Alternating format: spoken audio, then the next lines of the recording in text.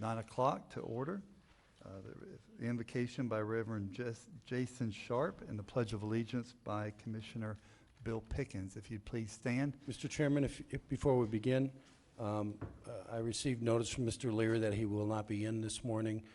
Deputy County Administrator will be sitting in his place. Thank you. Is Mr. Sharp in the audience? Commissioner Goddard, would you lead us in prayer? I will. Lord, thank you for this time that we get to share together. Help us to make good decisions, Lord. Help us to do the right things. Be with us as we make these tough decisions that we have to. And Lord, we ask these things in Jesus' name. Amen. Amen. Please join together in the Pledge of Allegiance. I pledge allegiance to the flag of the United States of America and to the republic for which it stands, one nation, under God, indivisible, with liberty and justice for all. Thank you. Commissioners, before you, approval of the minutes for the March 9th, 2017, and special meeting and March 14th, 2017 regular meeting. The chair will entertain a motion. So move. We have a proper motion by Commissioner Lible. I'll second it.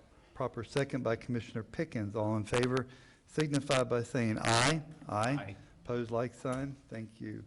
Next item on our agenda, I do want to mention that I have received word today that can you hear me now? Hello? Hello, can you hear me? Everybody hear me? All right? Okay. I did receive word that Commissioner Stillwell is doing better and starting to feel much better. So continue praying for him, please. Mr. Crowley, will you join me at the podium, please? And commissioners, would you join me also? All of you? Good morning. How are you? I'm doing good. Good.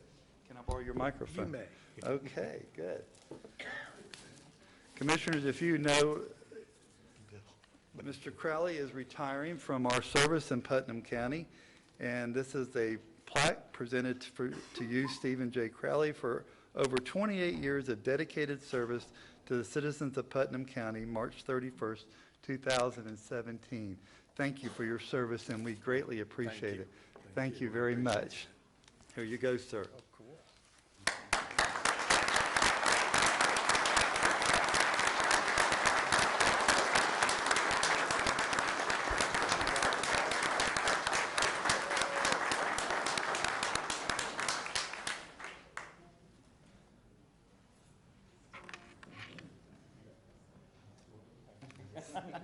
Mr. Crowley, if you'd like to say a few words, please. Oh. You got to leave us Yeah, on a good I get the podium twice today. This is just really exciting.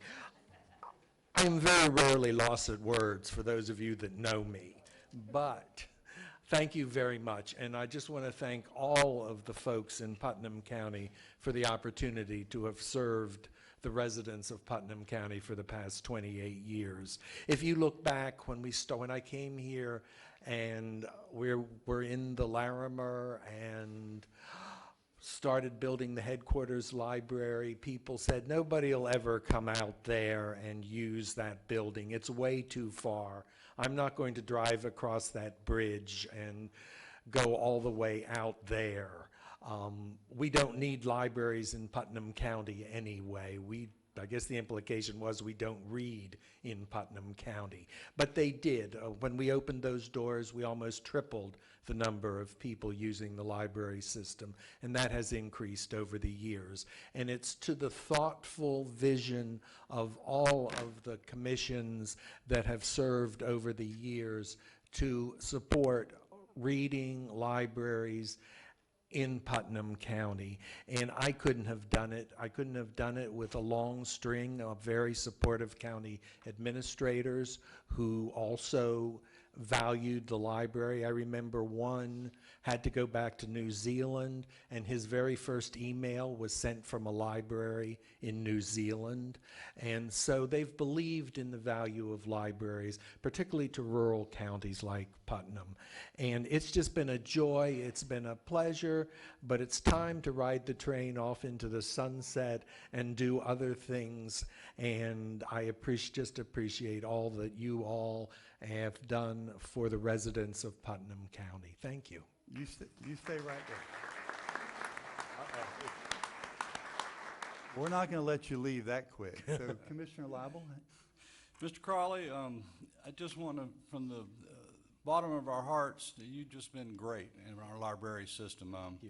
You have partnered us with bigger counties such as Alachua. We made our purchasing power go really far.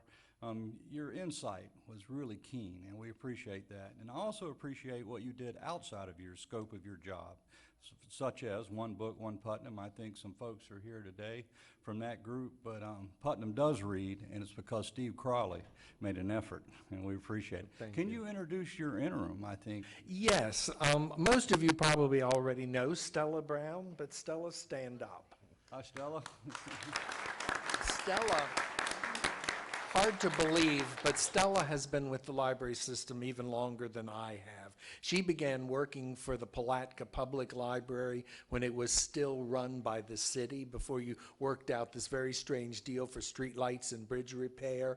The city got street lights and bridge repair, and the county got the library system. And, right, you know, that was exciting, I guess. But Stella started out as a page and a clerk in the for the Palatka Library, and she has. And over the years, you know, I should have thanked her before. She's one of those people who has kept me on the straight and narrow, too, and I appreciate that. Good. Thank you, Steve. Thank you. Would anybody else like to come up and speak? Okay. Thank you very much. Enjoy your retirement, and we thank you for all you did Thank for you. Putnam County. Thank you. Okay. Next is Tom Deputy with the Emergency Services. Mr. Deputy, if you could meet me at the podium, please. Commissioners, if you could join.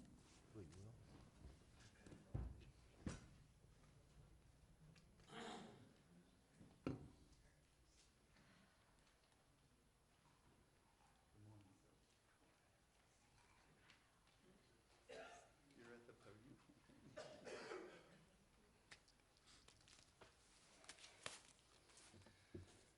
Mr. Deputy, this is a plaque from the Putnam County, Florida, presented to Thomas J. Deputy for over 25 years of dedicated service to the citizens of Putnam County, March 29, 2017.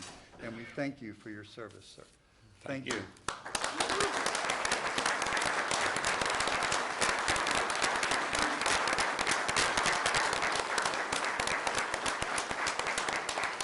come around, guys. Oh, might want to take that back out. I give me a white bag. We're going to Be make careful what you ask for. I'm gonna need a couple copies. You're usually the one taking I pictures. know. The microphone's all yours. Do I have my back to them? You can, why don't you, yeah. They why can don't see you in the big screen. This better? I can't turn my back on my men and my There people. you go. Do it right Is that there. okay with you guys? That's fine. I apologize. This is your day. Well, I just want to say thank you. The main thing that I want to say and appreciate is the men and women that I've worked with for 38 years in this community. Carl Flagg's been on the hose line with me many times. There's a bunch of you out there. But I want to thank, first, my teammates. We were partners. We became a team. We're now family. I want to thank them. I want to thank my family, because, as you know, in this business, it doesn't matter if it's a holiday, when it is, or whatever, you're on duty 60, 70, 98 hours a week. They kind of suffer a little bit, so I get to go home, and I'm planning on 35 years of good, hard photography and having a blast, and I know I'll see every one of you, my brothers out there and sisters. Thanks. It's been a pleasure doing this for you.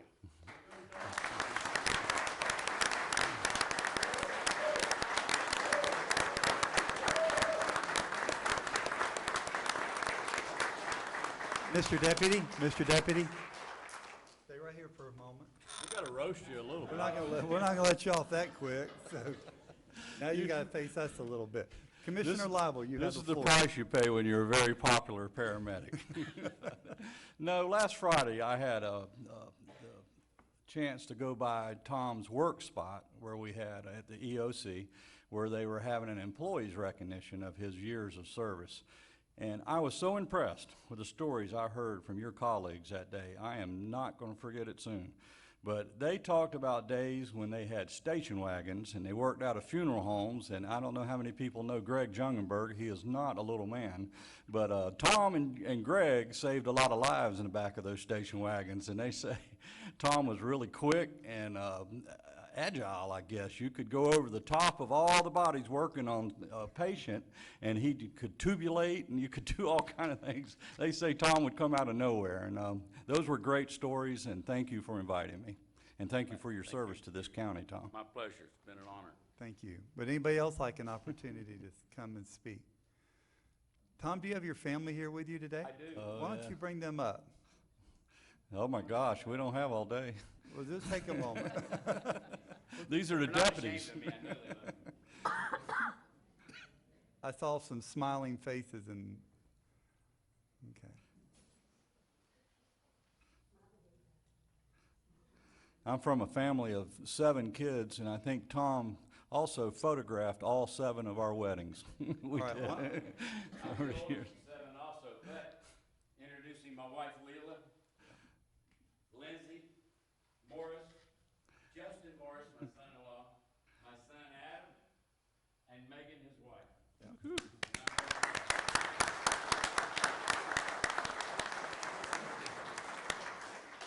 Tom, why don't y'all come up here? Tom, y'all come up here. Well, come on back.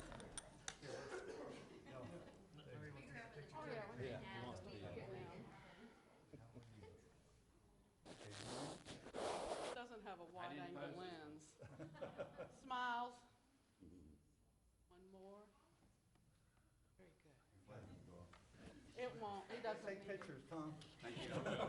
When you need me, Thank you, Tom. it's not 911.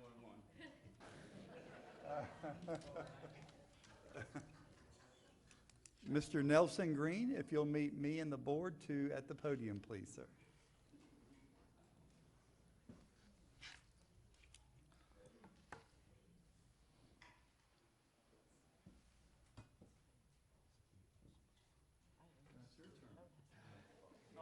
Nelson? Good morning, good morning. All right, Mr. Green, a plaque from Putnam County, Florida, presented to Nelson Green for over 8 years of dedicated service to the citizens of Putnam County, and this is actually predated April 3rd, so you're going to be here for just a few more days. A few more days, yes, sir. But we thank you very much for your service and enjoy your retirement. Thank you, thank you. Thank you, sir. There you go, sir.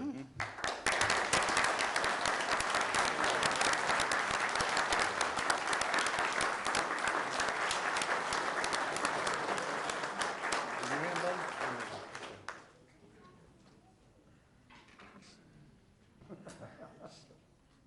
I mean, smile. Thank you. The microphone's yours. You got to do this. I'm normally the quiet type.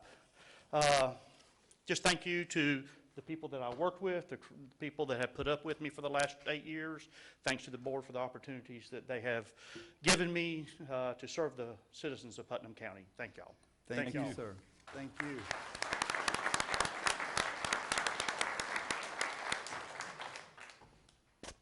All right, that takes care of our honorees today, and we appreciate that opportunity to do that. Now we're going to go into our citizens' comments. If there's an agenda item that you want to speak about, please fill out a blue card or just wait for that time. Right now, I have Mr. Taylor. Do you want to speak on an agenda item, or do you just want to speak to us, sir? I would be happy to speak directly. Is it, okay, come on up, sir. You'll be first on the list. Now, if it's concerning an agenda item, we'd like to wait to that moment. I'm sorry, I haven't seen the agenda. Oh, okay, okay.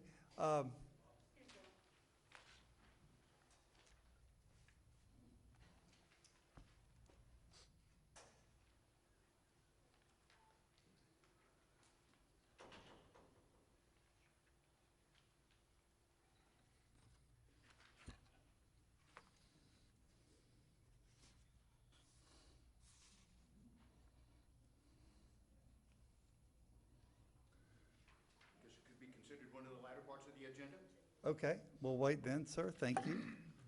All right, Mr. Ray Rowick would like to come speak to us this morning. Mr. Ray, please come up.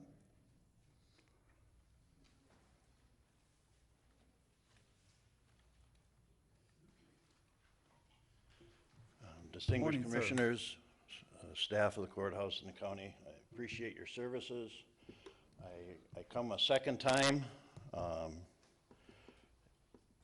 in regards to a noise ordinance that I'm trying to get the animal control to enforce. And last time I was here, I spoke while I was playing a recording that I have to listen to 8 to 10 hours a day, and I can't get the noise enforced, so I'm just going to be quiet.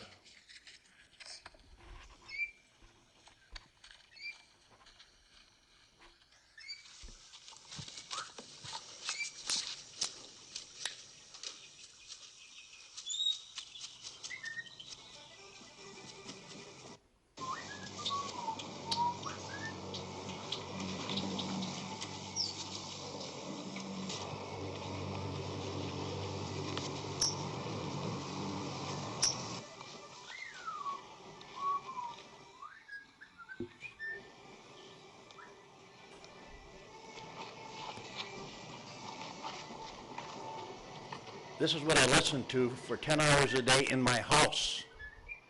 And I can't get animal control to enforce code 637, which says that a nuisance animal cannot disturb the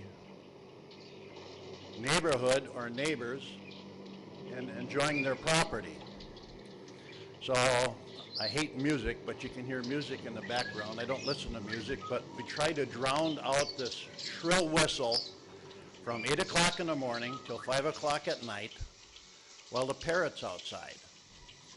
So I'm going to turn this off because it irritates me more than it irritates you, trust me. The city went and talked to her. I live in Willaca. She immediately pulled the bird inside when they said that they would have to enforce the code. 4 days later, her son came and went and talked to the city and found out that they're not in the city limits in the county.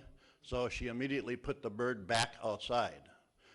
So I'm once again asking the county commissioners to please pass down to the responsible people to enforce. This code is no different than when I got chewed out because during the hurricane I changed a window because it got blown out, and I got chewed out for not coming first and getting a permit. And I don't think that code enforcement has the authority to pick and choose which codes they want to enforce. So in closing, I'm just saying, please have somebody enforce this code, or please do what you shouldn't do because your forefathers had the foresight to make sure that we can live in peace in our community. Abolish the code, one or the other. Thank you, sir. Thank you. Mary Kay Enkelking, Bass Tournament.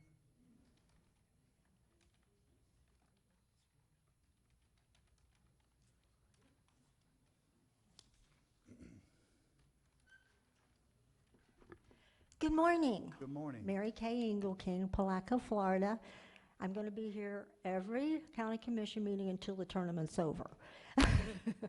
I am here representing the NEFAR, Northeast Florida Association of Realtors. Our bass tournament is coming up. Let me get my eyes on here. We have it on April the 29th. We're hoping we're going to have 200 votes this time. But I'm inviting everyone, please come out, have a great day. The sun will be shining, and we'll have about 200 people, and we have things that are for our children. We have activities all day long, and then around 2 o'clock, that's when the fish come in. Is that 2? That's when the anglers start coming in. We start doing weigh outs, and that's when we start yelling and screaming and having a great time. So it's on April the 29th. It's down by the city dock. So please come out, have a great time. Just forget all the worries that are out there and bring in the positive. And God love you, and have a blessed day. Thank you. Thank you very much. All right, that's the end of the blue cards for just public comment outside of agenda item. Is there anybody else in the audience that would like to speak to the board this morning? If so, come up and give your name and address for the record. And, all right, seeing none, we will move on to the consent agenda. Commissioners, do you have any items to pull, Mr. Lible? I have none today. Commissioner Goddard? I have none. Mr. Pickens, Commissioner Pickens? None. Okay, I would like to pull item B, D, and E, if you don't mind. And then we will entertain a motion to approve all of these. So moved? Okay. We have a proper motion by Commissioner Lible to approve items A and C. I'll second. We have a proper second by Commissioner Pickens. All in favor signify by saying aye. Aye. Opposed, like sign. Item B, this is page 20 in your packet. Angie, are you here? Thank you for coming. Okay, if you will come up and explain this good thing that's happening right here. Good morning. Good morning. This is round 2 of a previous derelict vessel grant that you approved last month, I believe it was. Right. These are just additional funds that are there, and there is one vessel that will be removed with these funds. Okay. It is on the east side of the river in the proximity of Corky Bells. Now, this is a larger vessel. This is, I believe, 50 foot long, somewhere in the neighborhood of 10 to 12 feet wide. So even though it's only one vessel, it probably looks like it's a little bit disproportionate to the other grant. It's because of the size and the requirements. Once it's removed, there has to have trail vehicles with this. So there'll be a vehicle in front of the boat, and there'll be a vehicle behind the boat as well. Well, good. And you know what I really noticed here is it's a $20,000, $20,800 item, and the county's portion is $5,100. Correct. That. So that's about a 25% match that Correct. the county's going to do, and the state's going to pick up the rest. We like those numbers. and Yes. we thank you for that. Commissioners, any comments? Commissioner Lible? Yes, this particular vessel has a background. It is owned by a bank. And if we can go after our portion of the money, I'm not happy with the numbers. I want our money back because they should have taken charge of this boat. This is the second time it has gone to the bottom, and it's been about an 8, maybe 10-year span that residents along that shoreline have been wrestling with this entity, and they just ignore us. And so I want to get with you this week and I've got all the contact information on who's responsible for that vessel. Very good. Very good comment. Mr. Attorney, would you like to weigh in on that? Yeah, I mean, we certainly, I can join in that meeting, and we can look at what our options are as far as going after the owner of the vessel for reimbursement. I don't see why that would be a problem. Commissioner Lible, thank you so much for bringing that. Commissioner Goddard, do you have a question? No, sir. Commissioner, okay. All right. Thank you, Angie. Appreciate it very much. Item D, this is page 33 of your packet. Mr. Tompkins, if you could make your way to the podium, please. Got some questions here. Recently, we went through the audit, and we had decided that we were going to document why we were coming outside of our competitive bid solicitation. Do we have the reason for that in this packet today? Well, yes, sir, we do. I Okay. mean, this was, the Great Southern Equipment is the only equipment manufacturer in Northeast Florida that carries the Great All brand. Okay. And that's a very unique piece of equipment. There's not a real replacement for it. We have an older 2005 machine that's outlived its usefulness. We are getting some value out of it now for a trade-in. So we're trading in a used machine. We're getting a 2010 machine, which is a better machine than what we have. We're getting insurance money from a machine that was wrecked by the towing company when it was taken in for service. So we're getting the value of that. And I was able to move some other monies around, so we're not asking for any additional money. So at all said and done, we're getting a good piece of equipment for only $20,000 out of our money that we already had appropriated for our fund. So it's it's one of those things that certain pieces of equipment you're going to buy from certain deals, just like Caterpillar equipment, we have to deal with ring power. There's nobody else we can buy Caterpillar equipment from in Northeast Florida. So we're kind of have to hold to that. All right, and I also see that when you mentioned we're going to get an insurance settlement, we turn this over to our own insurance company and we're subrogating. Is that correct, with the other company trying to get our money back? Yes, sir, Art and Stacy, you may help me, but our insurance company is going to go ahead and pay us. They're then going to sue the insurance company of the towing company, and there's a possibility we may get a few more $1,000s out of it, but this was the best way to expedite it because we could be tied up with the other insurance company for a year or longer. So we were trying to get it expedited through our insurance company. And having 3 grade alls back out in the field is very important to our drainage. Absolutely. That is our backbone of our whole system. Each zone, we have 3 work zones in the county, and each work zone has a grade all. So this gives us 3 good, reliable machines that we can do the work we need to do. Okay, thank you. Stacy, do you have a comment on that? It's just a good, unique opportunity to leverage insurance proceeds, the amount of which we're sure. It may be more, but what he presented is the amount we're sure of. Right. To go ahead and get machines back on the road. Good deal. Commissioners, any comment? No, yes, I do have one. They really gave you $45,000 for that Minzy muck?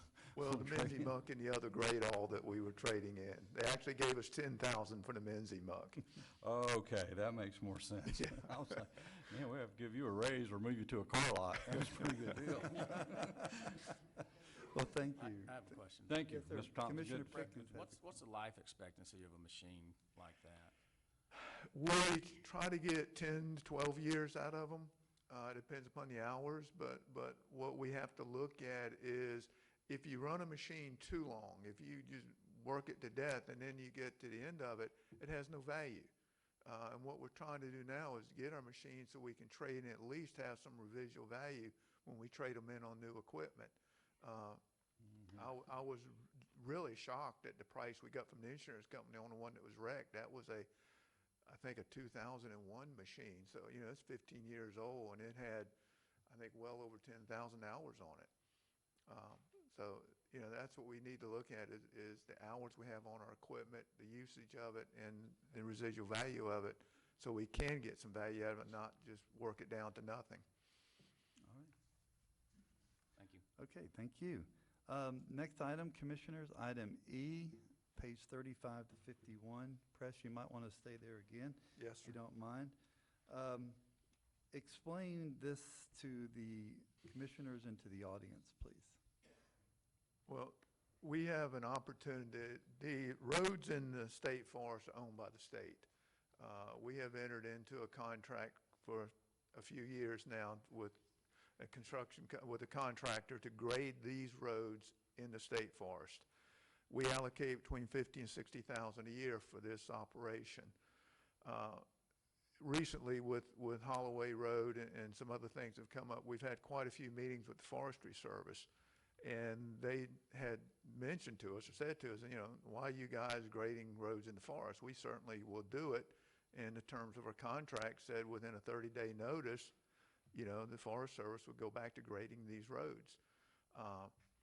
So that's what we brought it to the Transportation Committee, and it was, a consensus was to bring it to the board to turn these particular roads back to the Forest Service for them to maintain, not us. We're going to maintain 62 and 29, which is what we call the Fort Gates Ferry Road, because we have a DOT SCOP grant to improve that road. So we're turning over all the other roads in the forestry other than those two, which we will maintain those two. We've already talked to the contractor about piggybacking off of the state contract they have, because they grade about 200 or 300 miles of forest roads for the service. So we'll get their price break on that. We'll maintain just 2 roads in the county in the Forest Service and turn the other ones back to the Forestry Service. Okay. Commissioner Goddard, this is in your area. So do you have any questions? I think you're doing a great job. Thank you, sir. Okay. Are you happy with this item? I'm very happy with it. Okay. Any other commissioners? There has been a concern about using this resolution situation, and Stacy, would you like to go down that road or talk about that? Well, it's not particularly a concern. It's just, normally with this, we don't do a resolution for this type of action. Well, it's not necessary. It's not saying it can't be done, but typically, something like this, you would merely request the chair's authorization to enter into or modify the cooperative agreement with the Forest Service and then enter into the piggyback contract with Orange Springs. So the resolution's not necessary. So we can do it today, but going into the future, we probably don't need to be doing that. Right. Okay, all right, We good. were just trying to be transparent and let everybody got know you. what was We happening. thank you.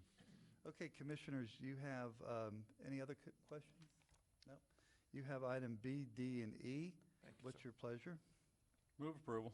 We have a proper motion by Commissioner Lible, I'll second. a proper second by Commissioner Pickens. All in favor signify by saying aye. Aye. Opposed, like sign. The ayes have it. Item 6, Mr. Steve Crowley. I thought he retired. Yeah, I thought you retired too. Okay. So you're stuck with me for just a tad bit longer. And quite frankly, this isn't my moment. All of you, I believe, know Rosemary Anderson. Rosemary is one of the 2 representatives from Putnam County on the PAL governing board. PAL is the Putnam Alachua Levy Library Cooperative, and as Commissioner Lible alluded to earlier, it's a cooperative between Putnam County, Levy County, and Alachua County to bring additional funds and services to Putnam County through the State Aid to Libraries program. And so I give you Rosemary. Thank you. Good morning. Ms. Rosemary. It's nice to be here since we have good news to share with you about what has been accomplished in 2016 through the PAL Co-op.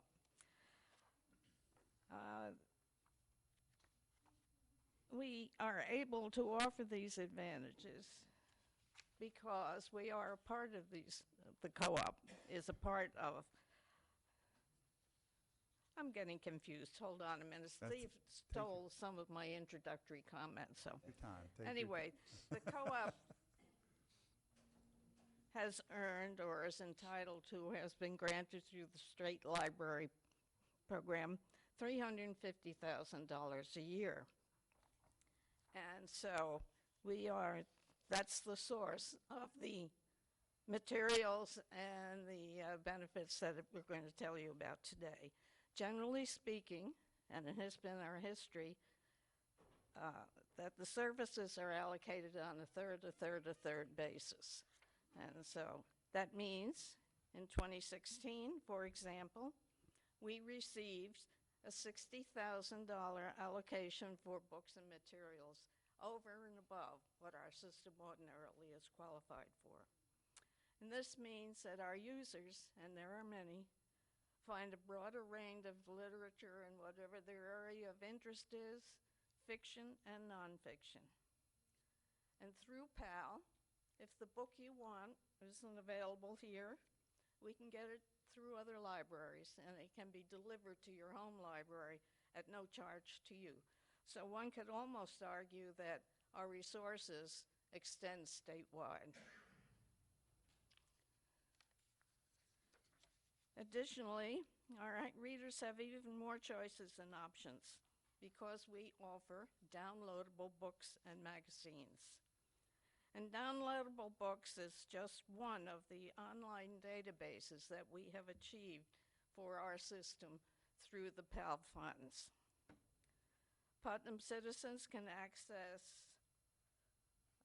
information on their ancestors through Ancestry.com. We're all familiar with that through the advertising dollars that we hear about it, and it is enjoyed by many of our people. Adults and students alike can use Learning Express to study for school, for job, career tests, accreditation tests, and or FCAT or whatever it's called this year. And BrainFuse is another of our online services that helps students prepare for their exams in the year.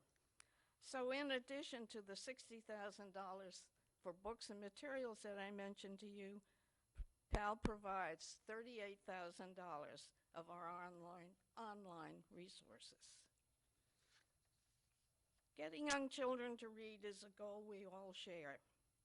Reading is a skill and a basis for enjoyment, but most importantly, it is one of the key measures or skills that one can have for success in your education and in your life overall.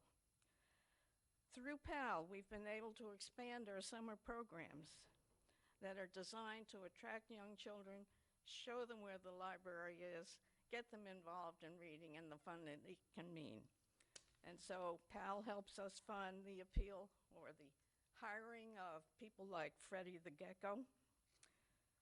What's the name? Tampa, what's? Tampa Tyco. Tampa Tyco, and other celebrities of that age group. And the programs, the children respond very well to those, and they're very intrigued. And so we feel that it's an important summer program, and that is the result of an added $3,000 that we got from PAL. PAL also provides other, and perhaps they're more subtle and behind-the-scenes benefits, training and workshops for our professional staff, membership and dues to library associations, of which we must be a part, and even funds this time to purchase a wide printer for posters and banners, which are so important in calling attention to library events and programs. In total, then, the dollar value of the benefits that PAL has brought to Putnam County this year is $99,000. Wow. Finally, PAL is now in its 7th year. We started in 2010, and in those 6+ years, the total of benefits and the funding that we've received from PAL for Putnam County Library Service is $562,000. Wow. And that's a wonderful number, isn't it? It is. Commissioners, we should thank Yeah. Mrs. Anderson for her service on this board at this moment, because that's a chunk of money. That's right. Thank you, That's a Rosemary. chunk of money. You're exactly right. Thank Good you. job. Finally, I mentioned that PAL is now in its 7th year. We didn't get here just by accident. You've already awarded Steve a recognition plaque today, but he was one of those who spotted the opportunity, the advantages we would get from organizing with 2 other counties in a co-op. And so we owe him additional thanks for his insight and work in making PAL happen. So thank you, Steve.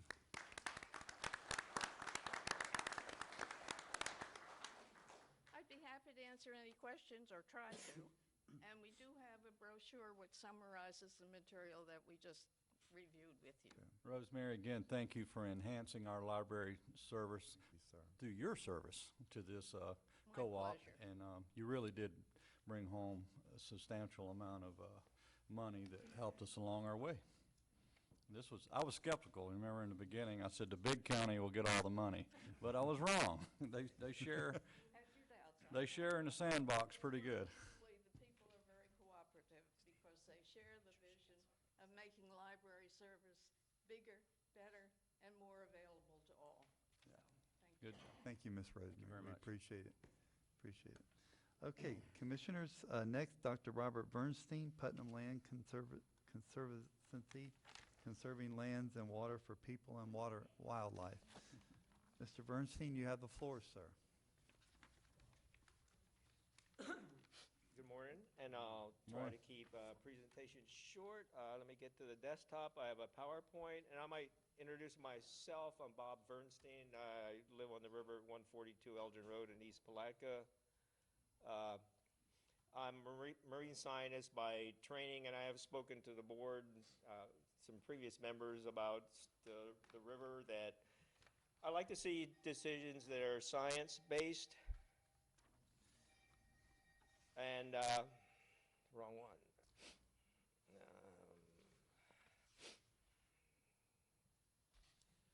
For example, in the river, you might think that water levels respond to rainfall. If it rains a lot, the river comes up. If it's dry, the river goes down. Well, that's actually not true. It responds to the ocean, and it's driven by the ocean, and it's therefore susceptible to sea level rise. Can I maybe get some help? I don't know how to get to back to the desktop. He's on his way.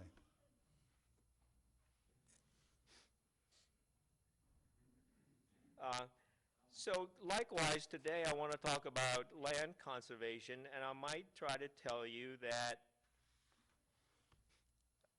spending money on land conservation may actually save the county money. It sounds backwards. I'm okay now. Oh, okay.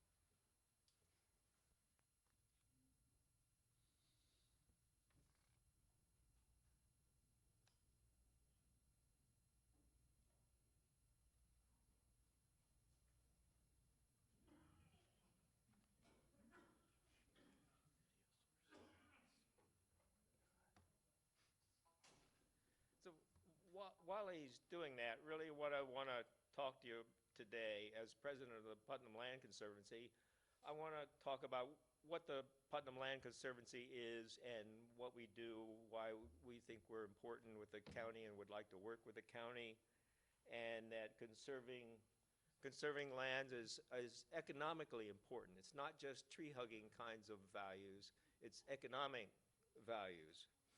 And a question that I hope will come up that my wife always brings up throughout my career is, so what? I always have to attribute that question to her. So after a presentation, and I think I'm going to try to keep it to 7 to 8 minutes, I'd like to approach what the county might do towards land acquisition, how the Putnam Land Conservancy might play a role in that and work with the county. And Okay, all right, sorry. Computer failed again. okay, the Putnam Land Conservancy, you can't see presentation either? Okay, rats. We're good, go right We're a nonprofit land trust, been in existence 10 years. Our mission is conserving land and water for people and wildlife, and we do that through various mechanisms. The Putnam Land Conservancy now has holdings in Putnam County of 628 parcels, totaling 776 acres. Obviously, a lot of those are small parcels, but we think the impact of that is much larger than the footprint of those properties, that it slows down sprawl. For some of those properties, the taxes are like $6 a year.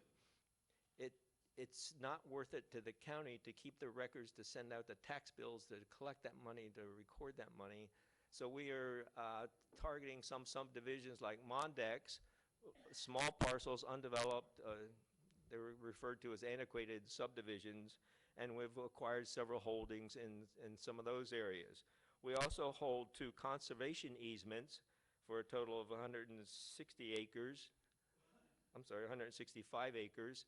And a conservation easement is attached to the deed of the property and says what you can and cannot do with the property. Mostly it's not developing most of it. And that goes with the deed, so the land is preserved forever, really. So in terms of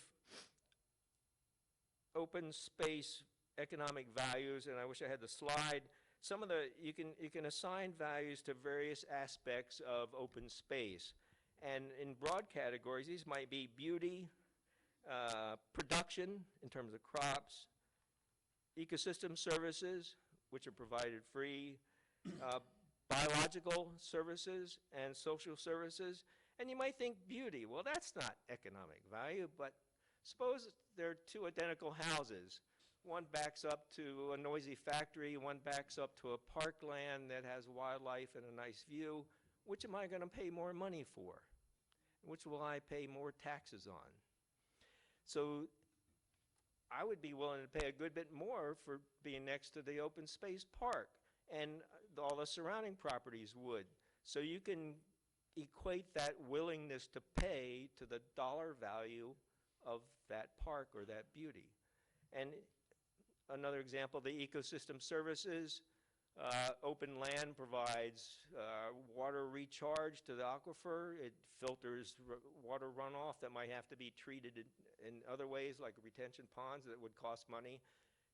The open space provides those services for free.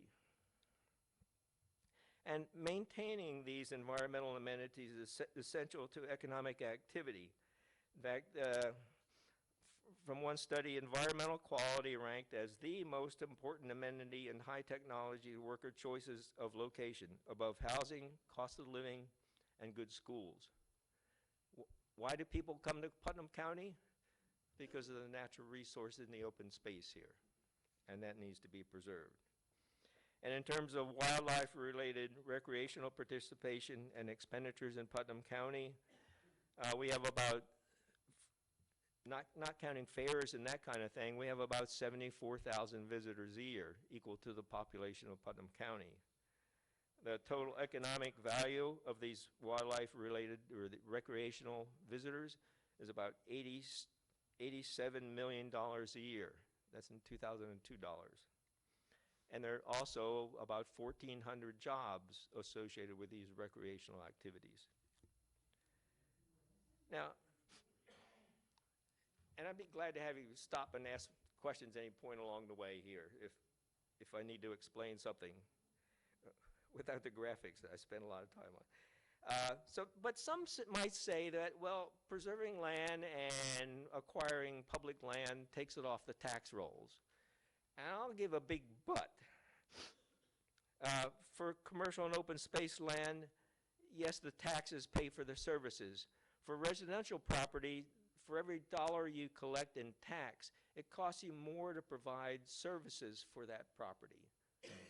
I'll give maybe an extreme example. A family buys a small lot on a dirt road, they put up a mobile home, and the family moves in, and the tax assessed value is $50,000. County needs to maintain the road, provide access for emergency services, police protection, schools, lots of other things. And what do you collect in taxes? Zero. So if development helped bring down costs, it'd be cheap to live in New York City. And I don't think that's true.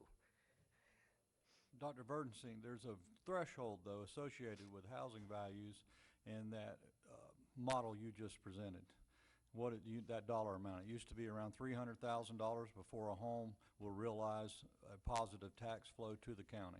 An expensive home will pay proportionally higher taxes, yes. With the $50,000 exemption, as you go up in price, the county does gain money that way. So if you have expensive developments, the taxes can provide income to the county. What you're saying is perfectly true, except at that threshold level, I know. Okay. So a couple of examples of studies, and these are from Alachua County. I don't have any from Putnam County, that people are willing to pay more for property located close to parks and open spaces. For example, in Gainesville, a study of one suburban park, it was 860 parcels that was looked at, that properties adjacent to the park, the taxable value went up by $26,000. In a study of all of Alachua County of 14,000 parcels, whether they were adjacent to open space or not, the properties that, this is for medium density parcels, the value of the parcels went up $26,000, essentially the same number when they were adjacent to public and open spaces. And I think, is this commission meeting with Alachua County Commission in a couple weeks? It is. It's on April 17th. And Ken Cordell, the chairman of the Alachua County Commission, is actually the person that sent me some of this information. So if there are some questions about this or how the county interacts, I would encourage you to talk to Ken Cornell, rather. In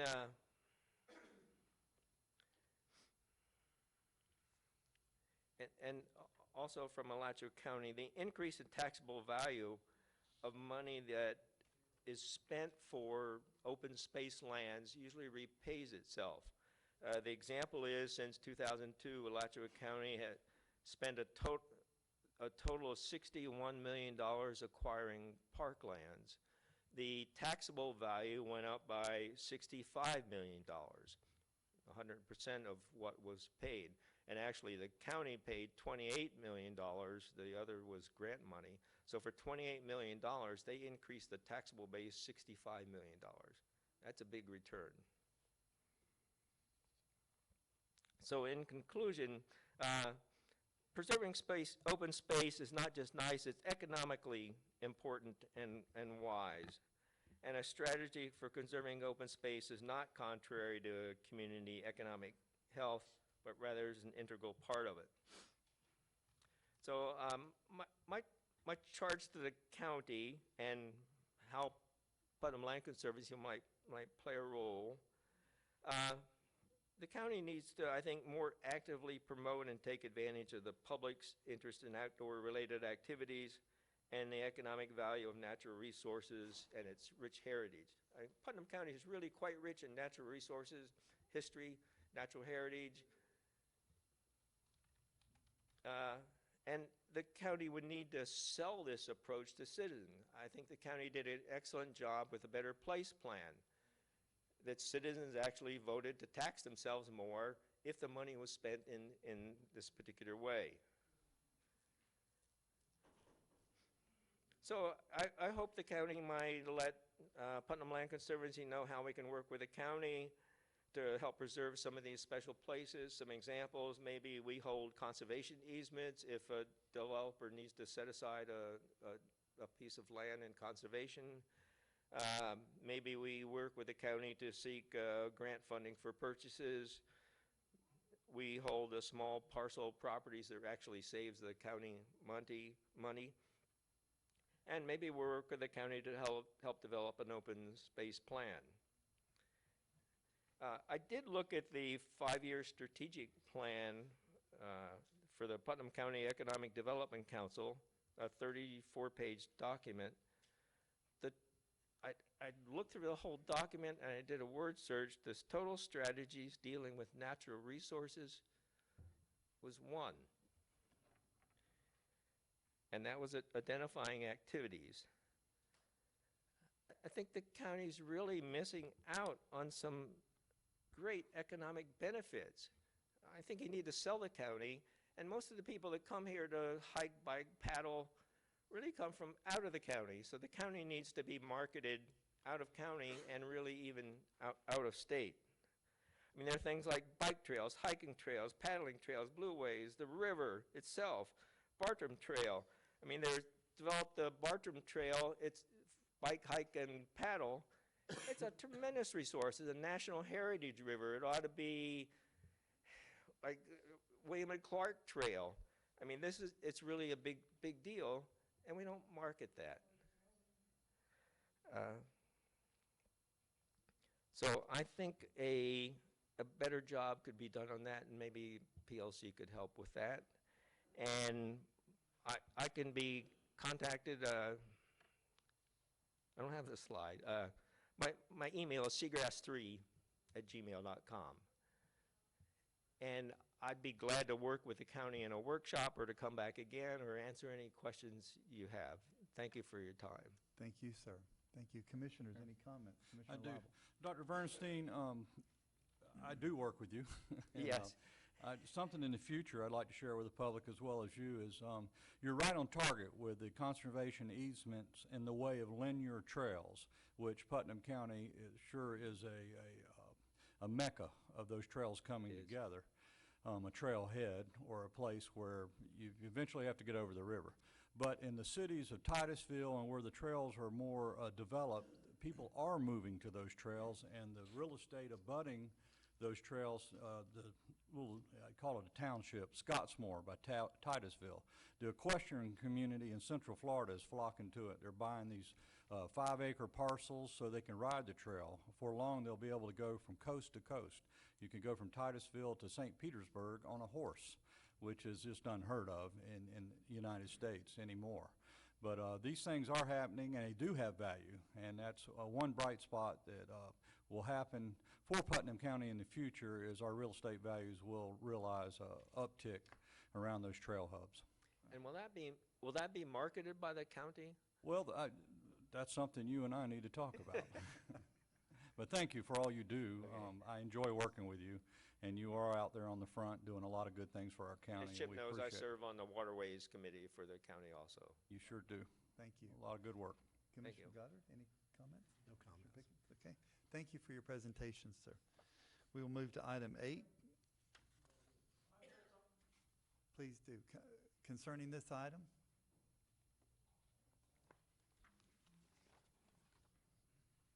I'm sorry. Where are we? Go right ahead. Conservation land in Putnam State County your- is State your name and address. Rick Haven, 115 Dallas Circle, Crescent City, Florida. Conservation land in Putnam County is one thing I've done a lot of research on. I think Dr. Bostein's pulling a lot of figures out of his posterior. Let's not do that. Right now, the latest thing we got from Tim Parker, that 31% of the land in Putnam County is off the tax rolls. My figures also represent another 22% is on conservation easement. That's 52% of the acreage in Putnam County that isn't taxed. Last year, when Carl Flagg was chairman of this board, he made several comments about the anemic tax structure in Putnam County. How can you continue to do this, taking land off the tax rolls for conservation? You don't have the funds to develop the parks for the people, the properties you've already bought. Why continue to have more conservation land? I'm sorry, it's a big mistake. Thank you, Mr. Haven, for your comments. I'd also like to point out to Mr. Haven's comments that what other county holds 9 national and state parks within their jurisdiction? There's a reason we're at 50%. And what Dr. Bernstein said earlier about housing values is very true. And until they reach a certain threshold, they do cost the taxpayers money to maintain. I'm sorry to differ with you, Mr. Haven, but that's the truth. I don't agree with you. Thank you, Commissioner. Okay, next item is Commissioner Carl Flagg, BOCC Legislative Responsibilities Protocol, Priorities, Policies, and Daily Operations. Mr. Flagg, you have the floor, sir.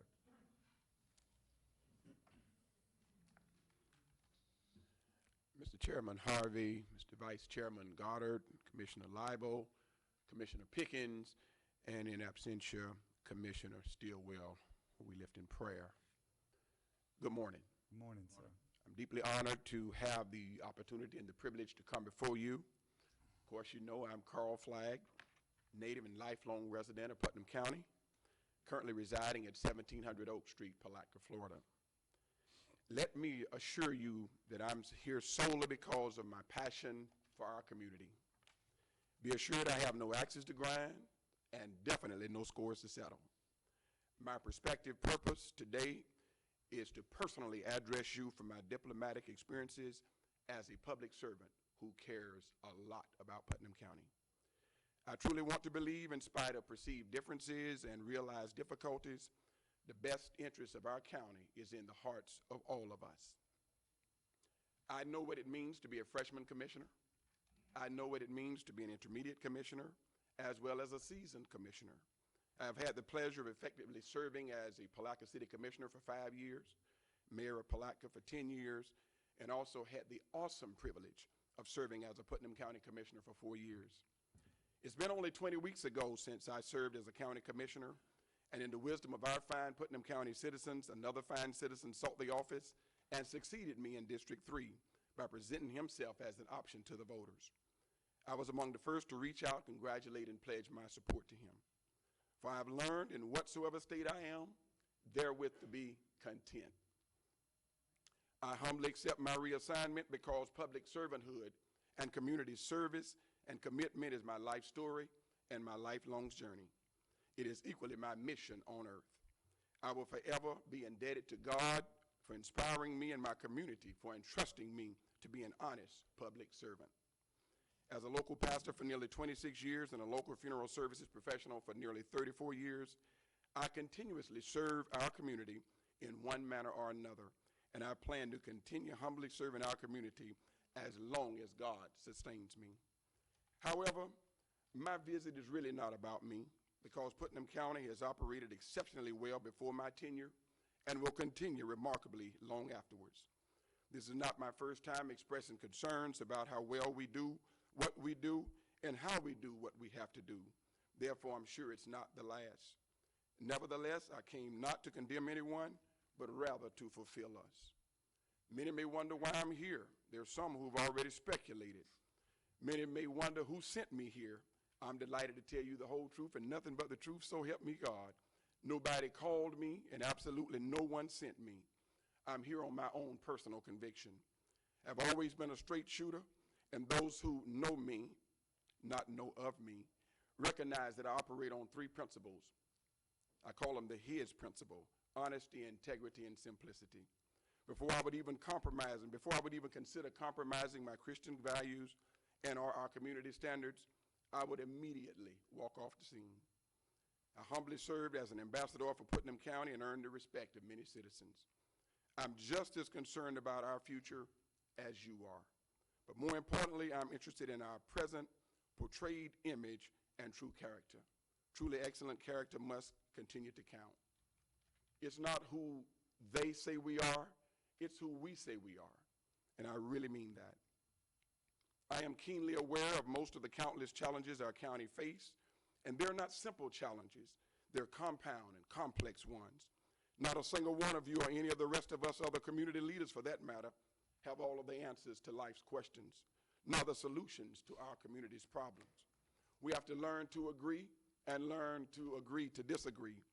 I've learned more lessons than I could ever teach, and precisely believe without a doubt that learning is a lifelong process. Yet I don't believe we have to be the subject of every event and every lesson every time. Let me get to the point of my presence here today. As a longtime local legislator or community policy maker, I had to learn the art of balancing my public policy making duties with my administrative obligations within our family's business, and equally my pastoral responsibilities at a local church. At some point, all elected officials must move across the threshold of basic politics and engage in governance. I have not seen in all of my days the extreme polarizations of various groups throughout our nation, and it has hit home, whose sole purpose is to divide communities of people by region, religion, race, and etc. I didn't personally realize how much a party affiliation mattered locally within our own community until 4 months ago, scoring well above my passion for people and my public service history. Rest assured, I willingly accepted the results and the smooth transition, and actually I'm just as busy now joyfully serving my community. I want to recall a moment how well I and many others were taught by professional instructors in the Certified and Advanced County Commissioner programs sponsored by the Florida Association of Counties. In those courses, I learned so much about how to and how not to legislate within our county. The main focus of our developmental courses stressed the importance of making tough policy choices in Florida and especially within our respective county during tumultuous times. Over many years, our county has had the unfortunate history of chronic economic anemia, therefore creating an unstable and insecure future, requiring the adoption of a consensus-built, breathing strategic plan to ensure both our surviving and ultimate thriving. The premise: the future of our local community and the Putnam County government that serves us depends upon several important factors. Number one, your caliber of leadership and stewardship, especially in these times of unprecedented challenges and uncertainty. Number two, the level or degree to which you, our local officials, seek to shape our county's future through dynamic leadership and stewardship that engages the best in all of our citizens, not a select few. Number 3, your willingness and capacity to be pace setters in redefining and sustaining local government excellence and intergovernmental partnerships. And number 4, your application of leadership, stewardship, and strategic thinking to protect your ability to represent and serve all citizens' needs and interests. Commissioners, we're similar in many ways. Most often, we work hard. We really should be first in areas that we're listed last in. Or at least we should be somewhere near the top of the list. And vice versa, we're listed first or at the top of the list because we don't understand exactly what the formula is, and many times the results are skewed. We've all become sick and tired of being listed last on quality of life indicators. When we're on lists, we prefer not to be mentioned or even listed at all. I have likewise grown weary of hearing about the unwillingness of individuals working together. Small talk about how pitiful we are as Putnam Countyans, mostly due to countless conspiracy theories, unproven innuendos, and numerous arising and troubling unorthodox factions. When will the condemnation hearings cease and desist? When will citizen madness be converted to citizen gladness? When will we learn from our past and press forward to our future? Is there any light at the end of the tunnel? Elected officials are uniquely positioned to achieve positive change within our county. And in most cases, this is achieved through respective relationships with our administrative department heads and staff, and of course with many other leaders, including local, state, and national. What our leaders do or don't do for that matter, and equally how we conduct the county's business, reflect universally on all of us, and it greatly impacts our future. However, it starts with our own internal customers, our employees, our vendors, our family, our friends, our neighbors, and ultimately our external customers, our potential citizens, future businesses and industries, and anyone who's viewing us even right now from an international vantage point. I didn't agree with the way the state audit was ordered, thrust upon us, or even the need for an audit. Yet I fully embraced that extensive audit, although I was never asked a single question by anyone, and subsequently was not shocked by its conclusion and final outcome. The unproven claims of mismanagement itemized in the audit by a few insiders and outsiders caused lots of aches and pains, mostly to our hardworking, competent, underpaid, overextended staff. But more importantly, commissioners, it provided opportunity for us to revise policies, practices, and procedures. But now, since a response has been submitted, do we move forward? Or do we re-audit the audit? What will it take to reunite us and create real synergy within our county that benefits all of our citizens and businesses? When will the negativity stop? When is enough simply enough? Do we want to achieve recognition for being the #1 county for regress or the #1 county for progress? I personally and professionally respect the wisdom of well-thought-out legislation, not the reactionary, politically engineered thoughts submitted and promoted by the disgruntled. I want, and we deserve, excellence in visionary leadership. I want what all citizens request: deliberate transparency. I want progressive forward economic traction and movement, etc. How shall and when will policymakers refrain from crossing the line of dictating, micromanaging, and or interfering daily with our employed experts and staff specialists who were hired from an impressive resume and with professional credentials? I have greater expectations for our county and its municipalities. It won't happen until there are constant consensus-building exercises. It won't occur by incident nor by accident. It will occur with purpose, for purpose, and on purpose when differences are cast aside and partners get to work on our community's long list of priorities. I'm not the one to question your authority or the one that will question your desire to accomplish certain goals, but I will cross-examine you to the mountaintop and back on your methodology and the tools you use to display your madness, the rhyme you choose to conceal your reason, and the playbook by which you decide to initiate certain unthoughtful, self-centered decisions. If applicable, I humbly ask all of our officials to disclose and dismantle any and all disruptive and divisive personal political agendas and invent ways to restore unity within our community. Take the lead and be an example of exemplary citizenship. I need our elected officials to comprehend and appreciate the need for reciprocal respect when dealing with department administrators and staff. I need our officials to immediately commence representing the total community, not just select citizens, special interest group, and our political factions, and not be disturbed by individuals who have a difference of opinion, who sometimes speak out when others are speaking. I need our officials to learn to appreciate the power of team-based strategic thinking, decision-making, and performance. I need our leaders to embrace and become agents of change, address our difficult issues, build trust-filled relationships, and respond rather than react to valid citizens' concerns. I need our leaders to instill hope in our hearts, a spirit of renewal, revitalization, and restoration to our community. Use the little things to make a big difference. I need our leaders to recognize our greatest strengths and maximize them. I'm closing. That's what I say when I preach. I need our leaders to admit and analyze our greatest weaknesses and to be determined to transform them into our strength. I need our leaders to practice civility and require decorum within all of our meetings.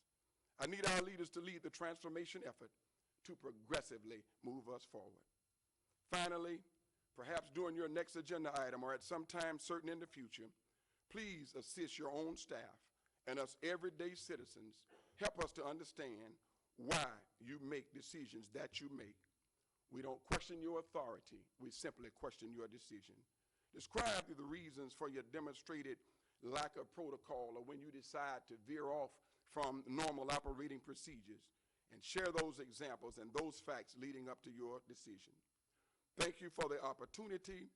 Thank you again for the privilege and the pleasure of being among you as public servants in this, our community. If you have no questions, I remain humbled to have engaged your attention. Thank you. Thank you, Mr. Flagg. Commissioner?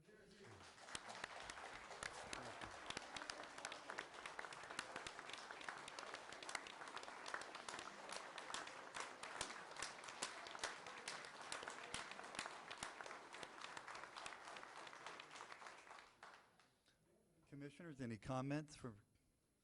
I would just like to thank Reverend Flagg, Pastor Flagg, most folks call him, for your many years of leadership. And that was a very moving speech and motivating speech. Thank you, sir, very much. Yes, very motivating. Thank you. Other commissioners? Okay. I'd just like to thank Carl for your passion, your community service, your heart, your mind, and you're just a blessing to have in our county. Thank you. Stacy, I was just going to ask if we could have 5 minutes before moving to the next topic. Sorry? I was just going to ask if we could have 5 minutes till we move to the next We do have topic. a public comment card on this item, so as soon as we get done with that, Russ Castleberry, if you will come up, you want to speak about this item. Thank you, Mr. Chairman. Russ Castleberry, Palaca, Florida. I asked to speak on this item. Number one, to endorse what Mr. Flagg said. I have a lot of respect for him personally and professionally. And number two, as a segue into the next item, I've been asked to deliver a letter to each of the commissioners, if I may approach. You may approach. Do you have one for Tony also? Okay. Chip will give her a copy. Is this?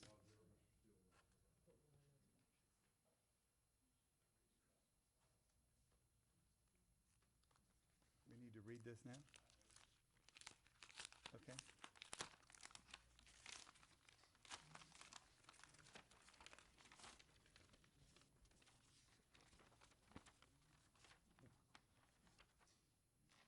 Okay.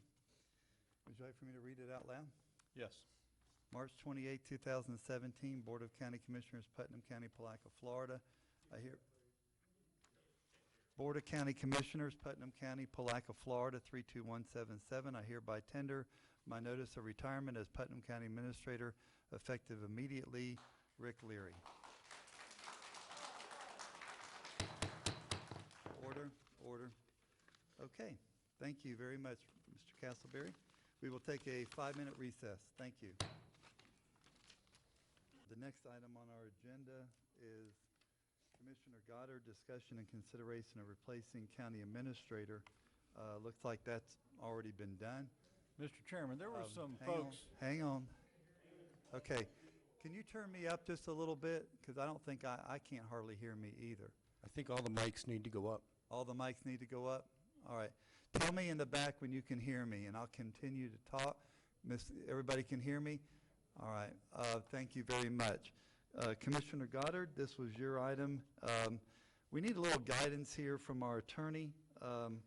Basically, this item has been null and voided by the letter, I would imagine. Well, I wouldn't say that. I mean, the item is discussion and consideration of replacing county administrator. I'd say it's more relevant than ever, given Mr. Leary's retirement, effective immediately. At this point, I think the board needs to consider a couple of different things.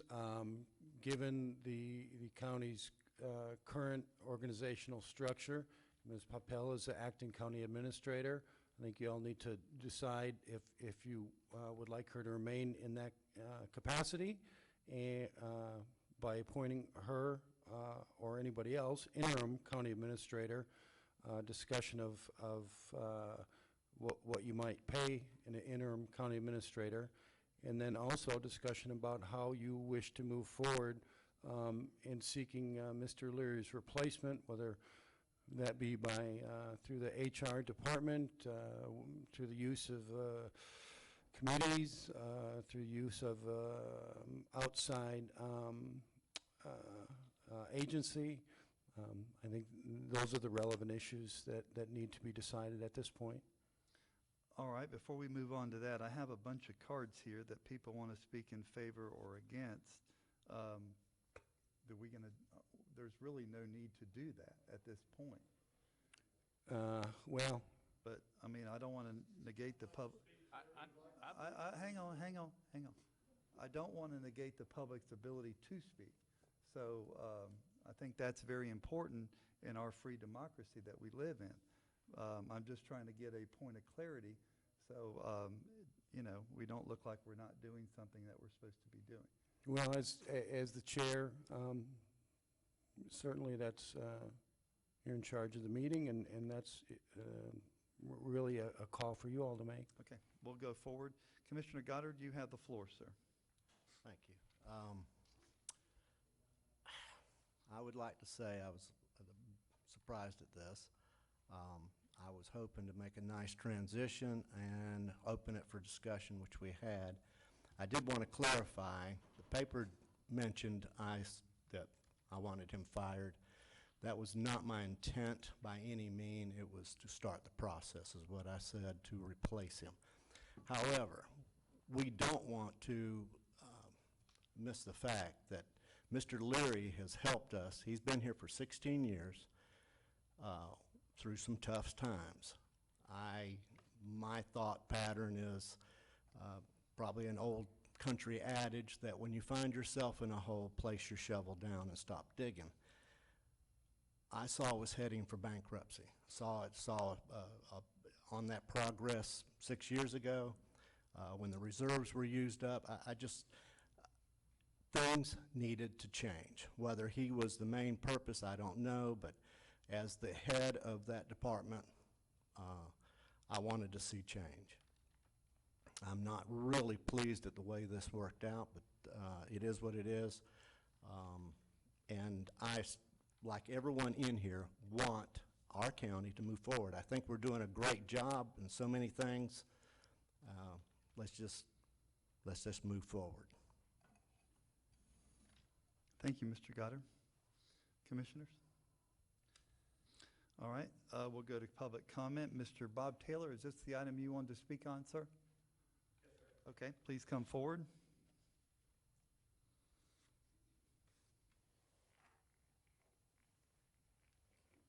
morning, Chairman Morning, Leary, Commissioner Lible, Commissioner Goddard, Commissioner Pickens. Thank you very much for this opportunity to speak. I'm dumbfounded. I think things really got out of hand. And what I had scripted just doesn't seem apropos. I think the county will be the loss. The county administrator is simply an action arm of this commission. And I thought Mr. Leary had done a terrific job for his years of experience, and is certainly worth what he was paid. When you consider other counties, surrounding counties, all of those administrators made more money. It seems that we were getting a deal for what we were paying.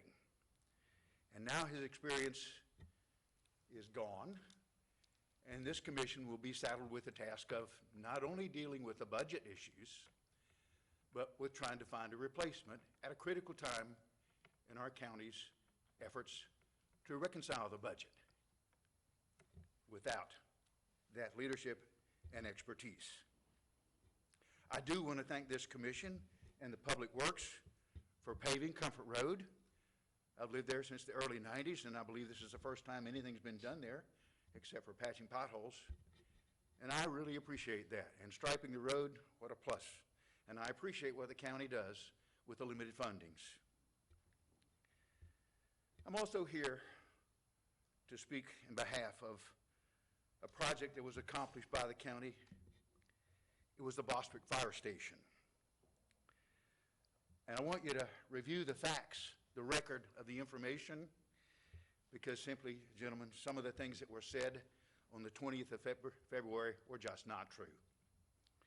A scope of the work for the project was established, and it was provided before the project was initiated. The scope was for a smaller building, and certain things were to be provided by the county, by the owner's separate forces, in an attempt to reduce costs and save money. These separate contractors were coordinated by us and by our engineers at no increase in fee. The $35,000 or $350,000 budget number was derived on preliminary drawings and outline specifications and was a goal. It wasn't a hard bid. It wasn't delivered based on careful evaluation, but it was a goal, admittedly aspirational.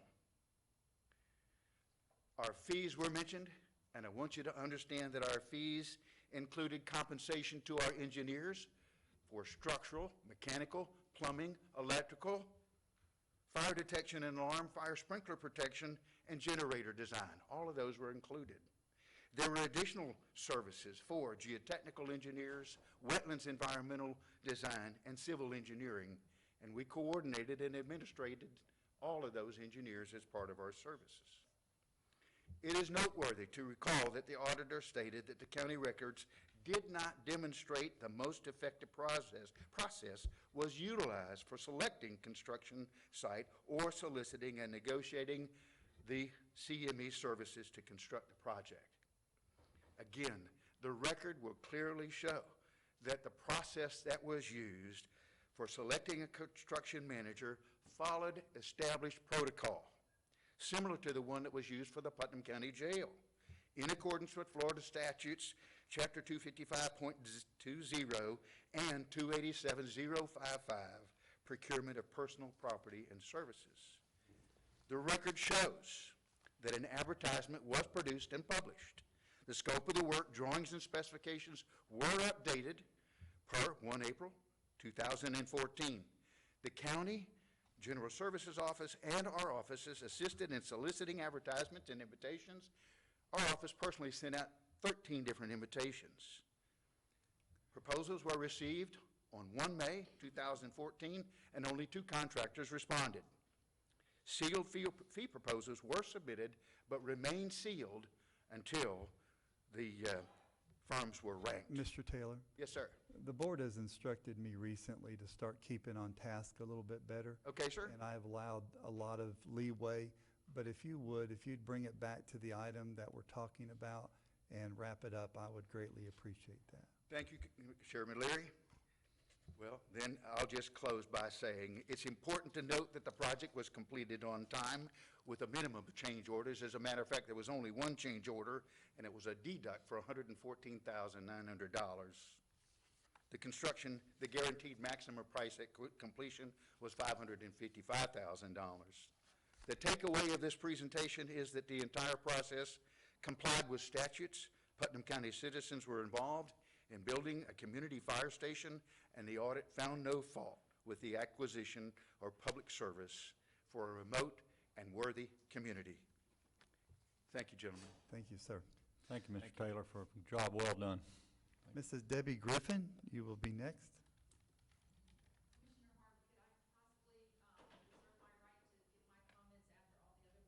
I'll move you to the back. Ms. Roxanne Weeks?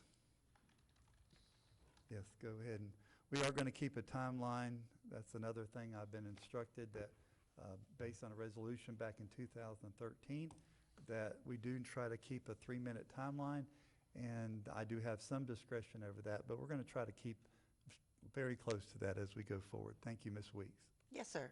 Roxanne Weeks, Palaca, Florida.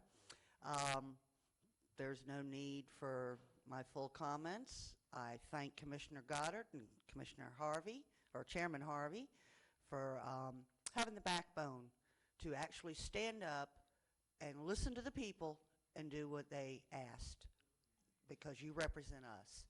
And I think it's typical that this is the way Mr. Leary left this county.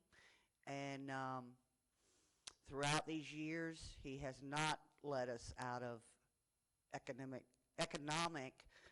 problems that occurred in 08 and 09. And I think we will be able to move forward from here on.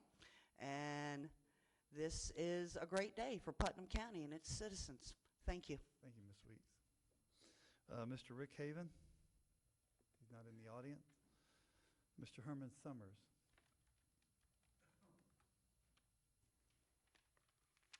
Thank you, sir. Commissioners, this is not a good day for Putnam County. Some of you may be grateful that this has happened, but it's not a good thing. If you got a problem with the county administrator, it should be discussed with the county administrator. If you have a problem with the county administrator, you have problems with yourself, because he works under your direction at your discretion. If you've got money problems, don't blame the county administrator. Blame yourselves. And for goodness sakes, don't go running to a neighboring county, or don't go running to Tallahassee to put our dirty laundry, or your perceived our dirty laundry, before the world to see. It's not necessary. If you have doubts about Mr. Smith's office, discuss it with Mr. Smith and work out something with Mr. Smith. Let me tell you something. This county is not headed in the right direction, and your steps today did not guide us in a positive direction. Just look at our indicators of performance. We're at the bottom of every list that there is, particularly unemployment. Just open your eyes and look. When you enter Putnam County, you see the change. St. Johns County, Flagler County, Clay County, construction is just everywhere that you look. Not in Putnam County. We can't even keep our roads mowed properly. We can't keep our trash picked up properly. How many permits have been issued in Putnam County last year and so far this year? And why have we issued so few permits? Because if you talk to building people that's in the building industry, they'll tell you, no, we're not going to try to build in Putnam County. You can't get a permit there. That's under your direction.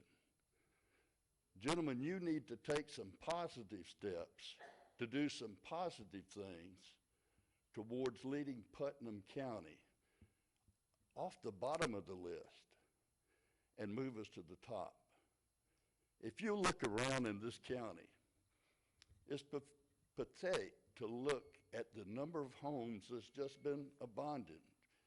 It's pathetic to look at the number of blue tarps that remain on top of houses for years. It's pathetic to look at Kmart, Radio Shack, Pennies. They're leaving Putnam County.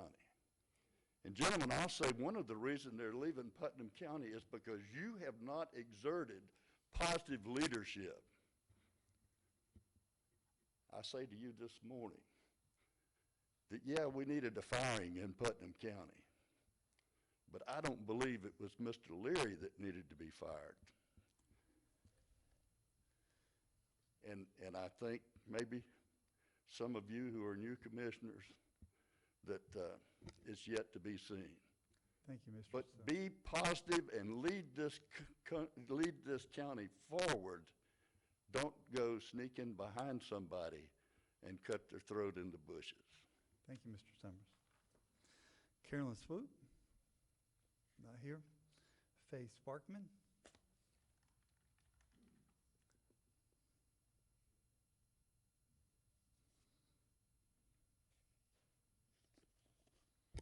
Good morning. Good morning. Just so you all realize, when you are a county or a state employee, Pull that microphone. when you're a county or state employee and somebody wants to retire, you have to vote on that to send a state that it's okay for them to do that. There's a couple things that brought all this about. We had a very intelligent minority lady. She's a state senator from Jacksonville, Audrey Gibson, who made the audit a zero vote to have it done. Everybody has to do an audit. I don't care what business you're in, if it's your own home, whatever. You even have to balance your own checkbook. We needed the audit to show us in the right direction to go. Some of the things that upset us was the 52 picture frames that cost each and every one of us $275. You can't see them unless you ask for an audit.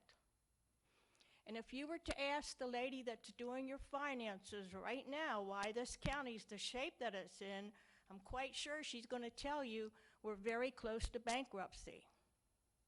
We're going to have to do something, and these are some of the things that bothered all of us. This is modern technology. Do I like it? When I retired, if somebody would have told me we're going to have all this modern stuff, I want to know what to do with it. To this day, I do not text or anything like that. Modern technology is the way of the world. And if we don't have people in those seats, all of you, that want to follow the state statutes, which I have never saw them followed until November. Now you're starting to follow them. You are to be the direction to give the county administrator the authority of what you want him to do. That's your jobs.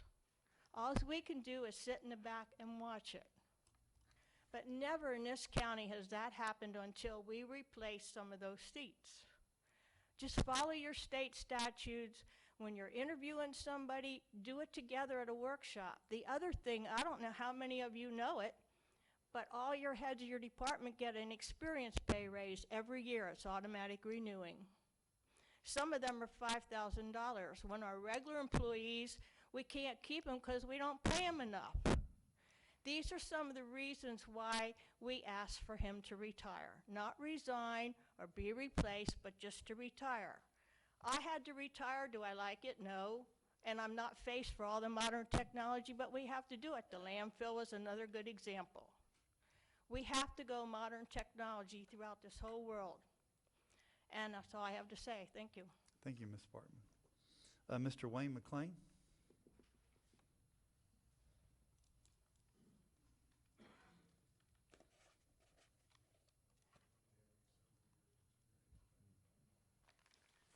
Wayne McLean, 285 West River Road, here representing myself today. First of all, Commissioners, I want to thank you for your service to our county. Tough job, but I do appreciate each and every one of your service. Obviously, my comments were going to be in support of the county administrator, but that's not valid at this point. But I would say the audit, if I could speak to that. It was an audit, takes place in any business, and I've been through many of them. There's always going to be issues, going to be fine. And when you take an audit, you take it and improve upon yourself. But I think our audit did not show any malfeasance, which I was glad to hear. So for that point, I think we should take the audit and move on. I would also ask you, as you deliberate now and the type of county administrator you want, that you look for those qualities of leadership that you look for each one of yourself. Mr. Chairman Harvey, that's all I have to say on this, but may I comment on something on Robert's Rules of Order very quickly? Having attended the last 4 commission meetings and sitting in the back of the room, I think the chairman needs to be a little more assertive in making sure that a quorum is taking place within the commission meetings. It is hard to listen when people are having a second meeting going on behind the back. You have police officers here. I would ask you to ask them to act as sergeant-at-arms to keep some order in the audience so the people that want to hear what's going on can. Also, in closing, I would like to say when public comment cards are put in, they should be taken in the order that they presented, not randomly. Thank you very much. Thank you, sir. Mr. Ed Killebrew and John Newbold's up next, please.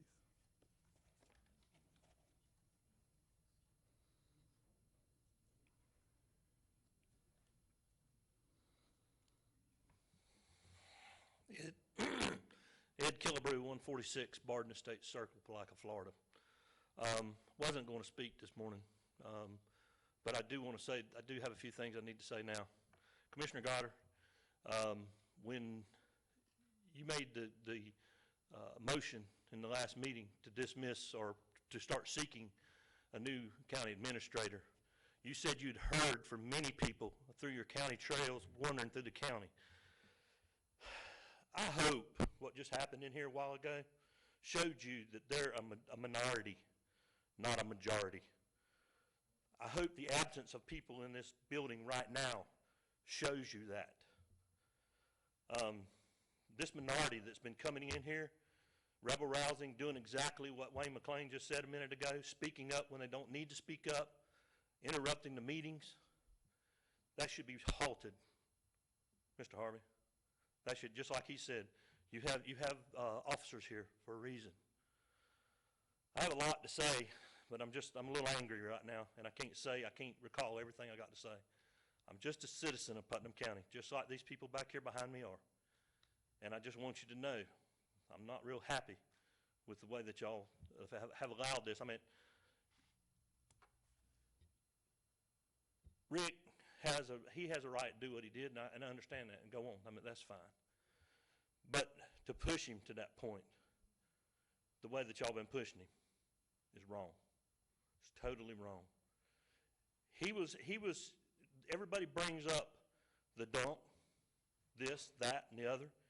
He was just doing what the commission told him to do. I mean, according to all the rules and laws that I know of, the county administrator, y'all tell him what to do. Am I wrong, Mr. Manning? Please direct all questions to me, Mr. Killebrew. Okay. The board I'll has do asked me to do that. I'll do it. Okay.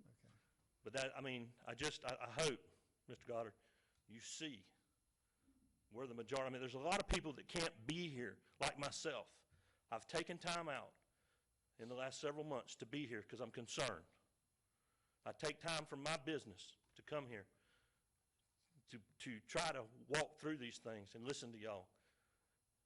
But not everybody can do that. Not everybody doesn't have a job. Okay? So, thank you very much. Thank you, Mr. Killebrew. Ed, if you don't mind, I do want to thank you. I thank you because you are very much concerned with our county. You are promoting our county. And I want to clarify, I know that you're saying the board. This was not just the board. This was me. So don't, you know, I don't want it to be put on the other commissioners of what happened there. I'll take this solely.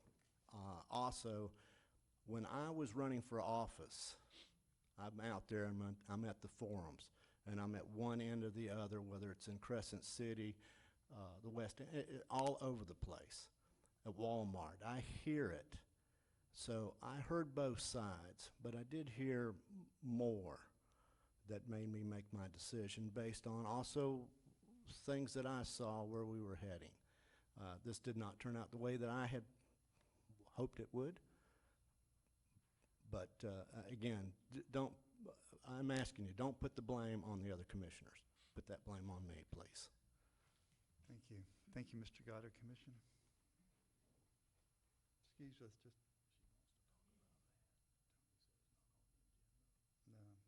No, I'll bring, thank you, Commissioner. Mary Kay? Yeah, Mr. Newbold. Yeah, I know, but you put a blue card here to talk about some homes and real estate for sale. We're going to wait on that for a while. We're in the middle of another one right now, okay? John Newbold, you have the floor, sir. Thank you. While he's coming up, let me say I have been very relaxed and allowing people to go over the 3 minutes. I have a hearing issue a little bit. I hear some things that go on, but I don't hear them all. And if you notice during the meeting today, I gabbled one down because I did hear it. If you're being disturbed, please say something. Raise your hand. I will try to find you, and I will try to bring an order to this meeting. I want to do that. Mr. Newbold, you have the floor, and I apologize for that. Okay. Having sitting in the audience, if you pull those mics close to you, kind of put it in your mouth, we can hear it. Right. Okay. I came here to speak on behalf of the county administrator, Mr. Leary, and I'm very disappointed that he has resigned. But I'm still going to say a few things about him, and I can only do it through my experience. It's been over several years, many years, but most recently it was when we were dealing with the county landfill issue. And like many of you, I really didn't know that issue. And there's some new members here, and your learning curve is great. But in my case, I really did my homework, and then I looked at the budget, I looked at all that was going on. I talked to people outside of the county that knew what was going on. And then I went to Mr. Leary and the attorney at the time. And we had a meeting. I didn't understand certain things that were in the contract, but I learned. And then I learned that the contract that they had negotiated was a magnificent contract that the county could have benefited from. But the wisdom of the commission was to turn it down. But my point is, I got information. I met more than once when I would get on an issue that I didn't understand. I'd go to them. I didn't just walk in the door. I would call them and say, when can I meet with you? And they would give me an appointment. And I was never turned away, and it was always with courtesy. And I know in my experience and my heart of hearts, he had and still has the integrity and the goodwill of the county. And you're going to have a hard time coming up with a person with that integrity and that experience. And I have a great passion for this county. I think everybody in this room does. And one reason he has resigned is because people like me sat on our duffs and stayed home and let a small group make this an issue. And it really wasn't an issue. He is a man of integrity, and I know that in my heart, and I think each of you know that. And it's just a shame that he is, I guess you'd say, forced out. I guess that's my time. Thank you. Thank you, Mr. Newbold. Thank you, Mr. Newbold.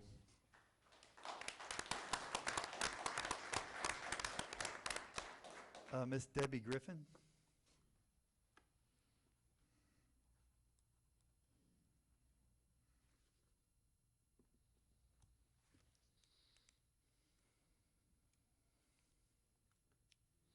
Good morning, Commissioner Harvey and other commissioners.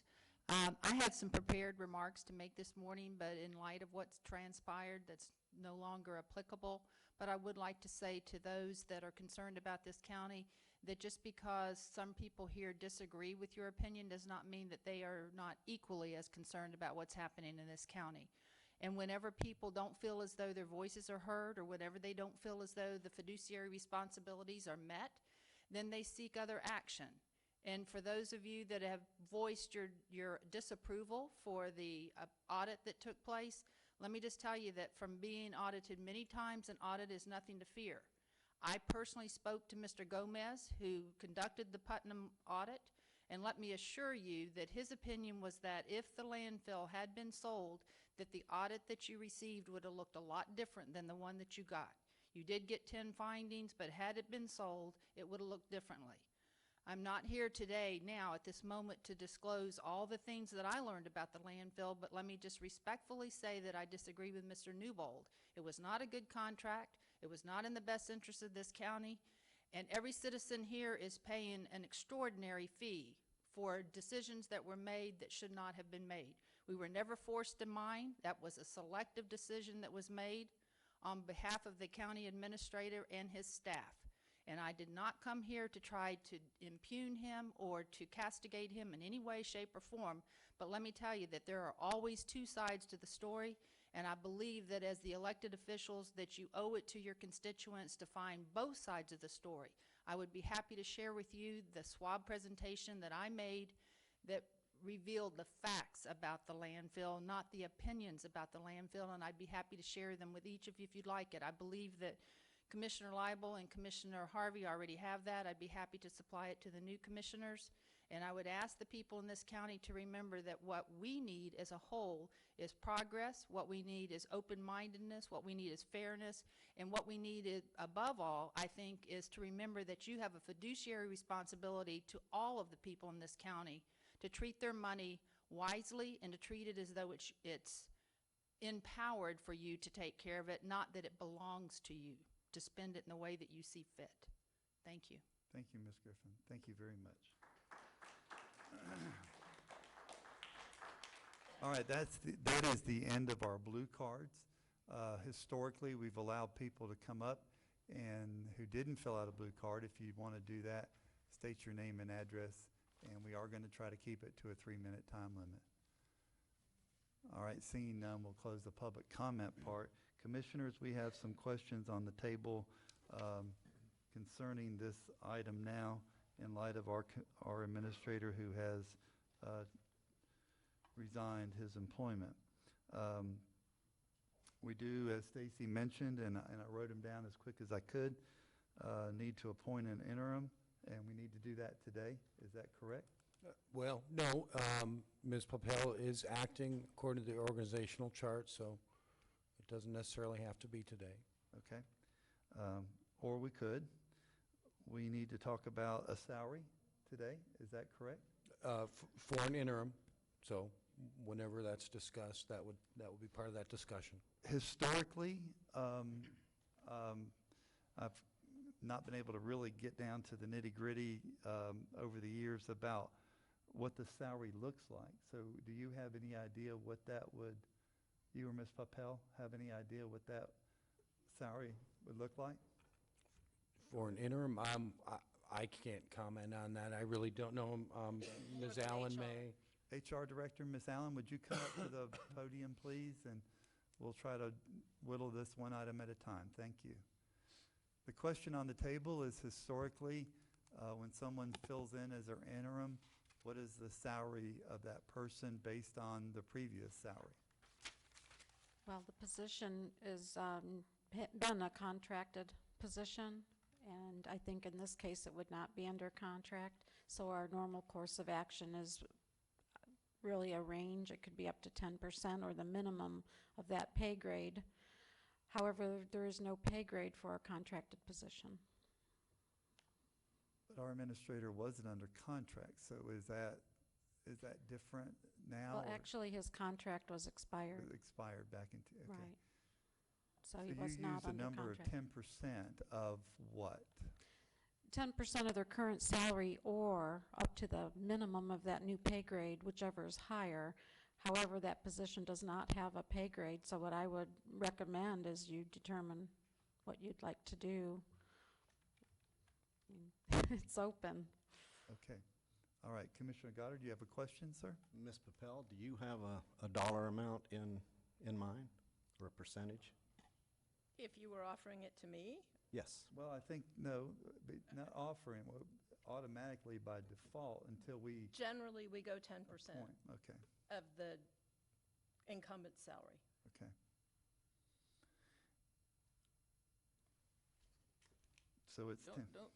Go ahead. If I could just say something, what has happened here today was a surprise, but anyway, this is a pretty serious matter, and I don't really feel comfortable making those decisions sitting at this board without having a workshop for us to discuss these things, from who's going to be the interim person, like they said, their salary, how we're going to search for a new person, a new county administrator. So that's my opinion there. We can make them here today, but I think we need to sit down and think this one through. I believe in taking action, not a knee-jerk reaction, and I feel we might be headed in that direction. When could we, I like that, Commissioner We Pickens. call a special one. We don't have to wait till our time frame is. But we do have an advertisement deadlines that we have to go by. So, Stacy, when could we possibly pull off, Mr. Manning, I'm sorry, not, our timelines on advertising for a workshop? Well, the notice requirements is reasonable notice given the circumstances. There is no set number of days that would have to be provided notice. So I don't know with the newspaper how many days lead time they need before they can put something in the paper. But as I said, there's no specified number of days. So if you wanted to do that later this week, I mean, notice can be provided on the doors out in front of the building and then on the county website, and that can be reasonable given the circumstances. If you want to have a meeting tomorrow, it really is up to you all. We'll provide as much notice as possible given the time frame that you're looking at having a meeting. Chairman Harvey? Yes, ma'am. I just want to point out, I think we're probably going to read about this in the newspaper tomorrow, and that will be not legal notice, but it'll be one form of notice. And second, I would have been acting anyway while Mr. Leary was in Europe, so I would have been acting for the next couple of weeks anyway. Okay. Commissioner Pickens, what time frame would you like to do a workshop at? I can't do it Until next Wednesday, but I think you'll be in Tallahassee longer than that. But I don't have a day this week that I can do a workshop. Do we have our calendars with us now, or can we start looking at, if that's the,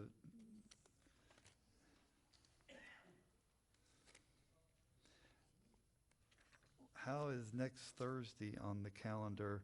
We have a public safety meeting, but we could easily bump that. Is that the 6th? That is the 6th. Both Commissioner Pickens and myself will be gone the 6th and the 7th. Okay. For class, we're going to be in Tallahassee. That's the 4th and 5th. That's the 4th. And 5th. You'll be back on the 6th. No, sir, I'll be gone the 6th. Oh, that's right. You have different class. That's right. Okay. Friday, April 7th. Everybody will be gone. I'll be gone. Monday, April 10th. I believe that can be done. Okay. Would that be What time? too. Yeah, I'll make it work. Okay, all right, let's do April 10th. We'll have a workshop meeting at 2 o'clock here, solely on county administrator, interim, and committee, or however we want to proceed at that point. Okay, commissioners, I think that we've pretty much whittled that stick down. Is there any other items for discussion on that topic, on topic number 9? All right, hearing none. Item number 10, codes enforcement, John Salmons. Thank you.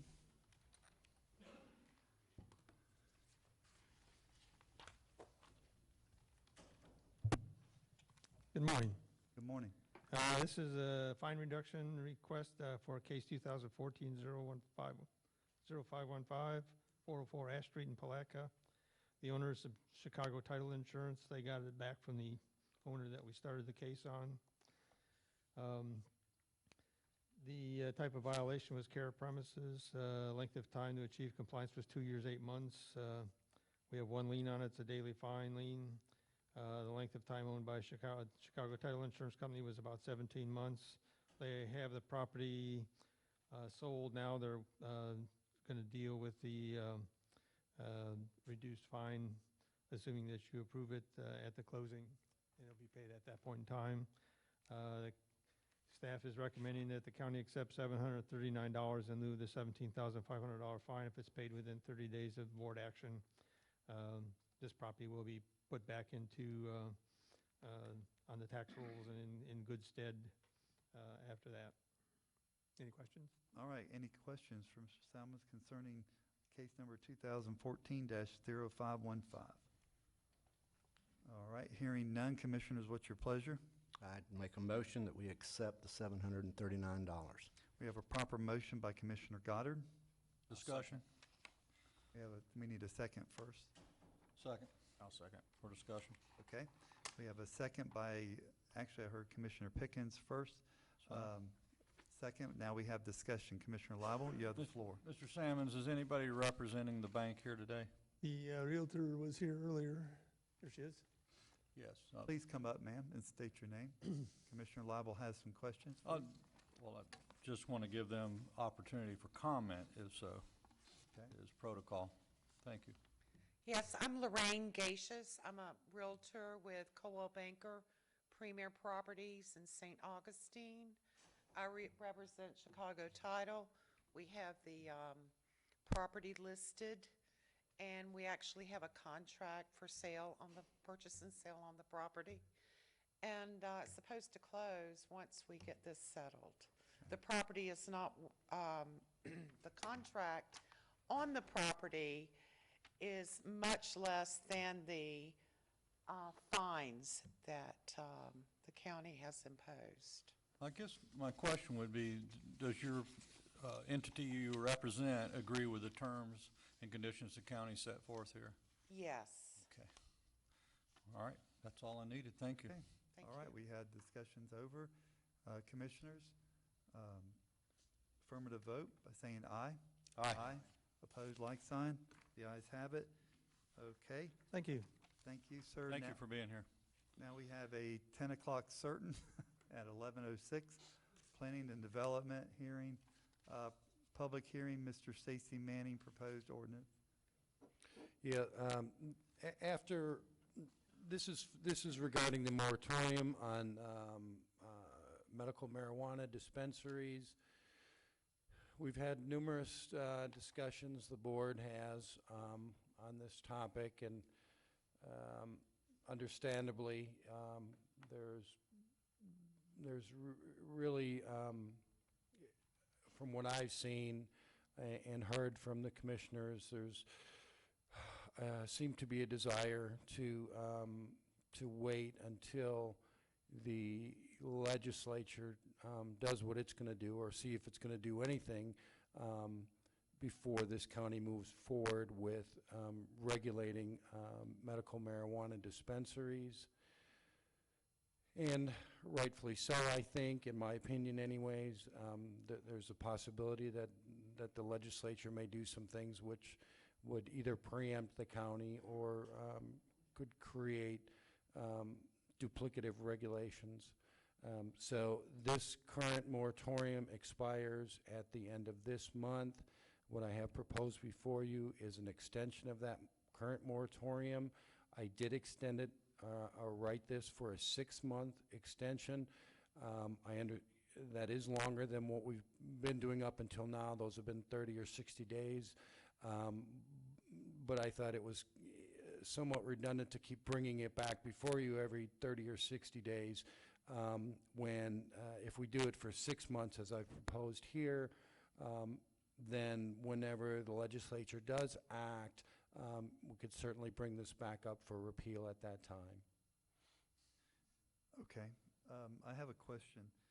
If we decide, though, that after the legislative session that we want to pull this back off, we can bring this back up and go ahead and enact an ordinance to be able to distribute, because I don't want to leave our citizens out. Yes, absolutely. That's why I said we could bring it back for repeal at that time, and then move forward with an ordinance that was consistent with what we're seeing coming out of Tallahassee. Or before that, before. Sure, absolutely. If you all wanted to bring it up before for repeal, that's completely up to you all. Okay. Commissioner Lible, you have.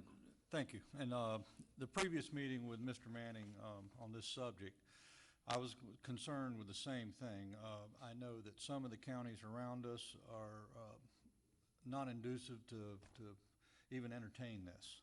But discussing what you heard today, this could be an opportunity for Putnam County to really create an industry that could put people to work as far, as a legal industry.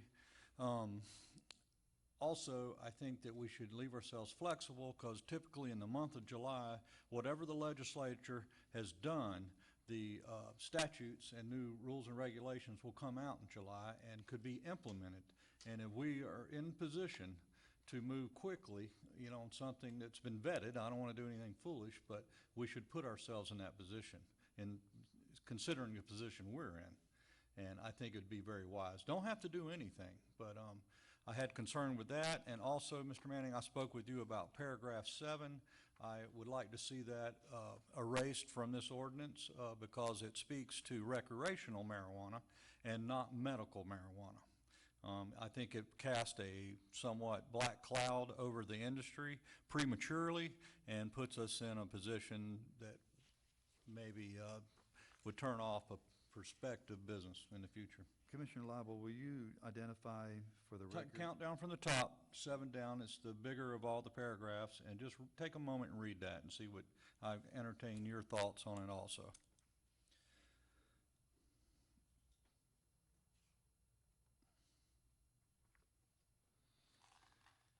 Commissioner Lible, I have a question for you. Are you satisfied with the September 30th date, or would you prefer a few? Yeah, with the stipulation that we can move at any time, like you brought up. We're still able to put a deal together if there's something lucrative for us. And according to the building department, he is getting, Kevin will tell you, the calls for this business, this type business, are starting to really happen. And he's very encouraging. If you want to take a moment to ask Kevin what he's hearing at the building end. The inquiries are numerous. I would like to hear. Yeah. And I want to say, while you're making your way up, it's not just the financial impact, it's medically necessary. We're talking about people that need. That's why I don't like 7. Right, I don't like 7 you would think either. you were putting up a liquor store in a very bad neighborhood. Yeah, I don't like This 7. is not what this is. We're talking, possibly a pharmacy. That's right. Right, we do get phone calls on this. State your name for the record. Kevin Powell, Putnam County Building Department. We do get phone calls on this subject because of the surrounding counties pretty much shutting it out. We do have people that do look at Putnam County. I would love to see it come here, obviously for building purposes, so we can get construction going and get jobs going. But we do have phone calls on the dispensaries, and also we've had inquiries on the actual production of it. Good. Well, thank you. Thank you very much. Okay, Commissioner Lible, you are in the driver's seat on this one. Well, you've had a chance to read it. I'd like to add, though, Senator Bradley's request at the legislature through the Senate right now involves bringing a higher number of manufacturers into the game, and those potential expansion of farms are really looking at Putnam County and big acreages. This could be a nice little industry for us if it all pans out well through the legislature. I'll just leave it at that. All right. Are you ready to make a motion? Mr. Chairman, before that, if I could provide some guidance on that motion, if you will allow me. Based upon what I'm hearing, if Commissioner Lible is going to make that motion, I would suggest that the motion be to adopt the ordinance as presented with the exception that paragraph 7 be deleted, and in paragraph 8, the words "of the above," which are words 3, 4, and 5 in the first line of paragraph 8, also be deleted. It doesn't make sense if paragraph 7 is taken out. Mr. Chairman, I move approval as council has stated. We have a proper motion. Is there a second? I'll second. Mr. Attorney, I think I messed up. It's a public hearing, so we should. You're correct. You're right. We should hear from the Absolutely public, right. and I apologize. Mr. Lible, will you be willing to? I will. Okay, and will you be willing to? Yes. To withdraw? Thank you. I'm sorry, we just got kind of ahead of We ourselves. got passionate for a minute. Yeah, we did. So, is there anybody from the public that would like to speak against this item? We'll do that one first. Anybody from the public would like to speak in favor of this item? Mr. Chairman? Yes. Well, Ms. Engelking, if you don't mind, are you going to come up and speak? Come speak. State your name, and then Mr. Smith will be on deck.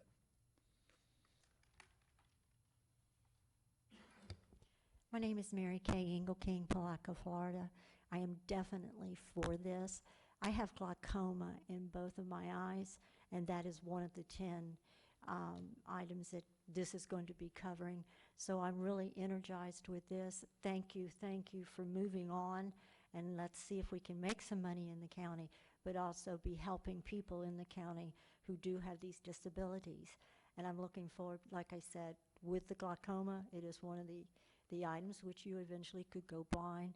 So thank you. And like I said, I keep saying thank you, but I kept waiting for you to say, okay, what are you going to do? Let's move on. We can make some money, and let's get involved in this. It will be good for a lot of people in the community. Thank you so much. Thank you. Mr. Smith, you have the floor, sir. Thank you, Mr. Chairman. I'm going to refer back to an earlier workshop that was held on this item back when this was first introduced, and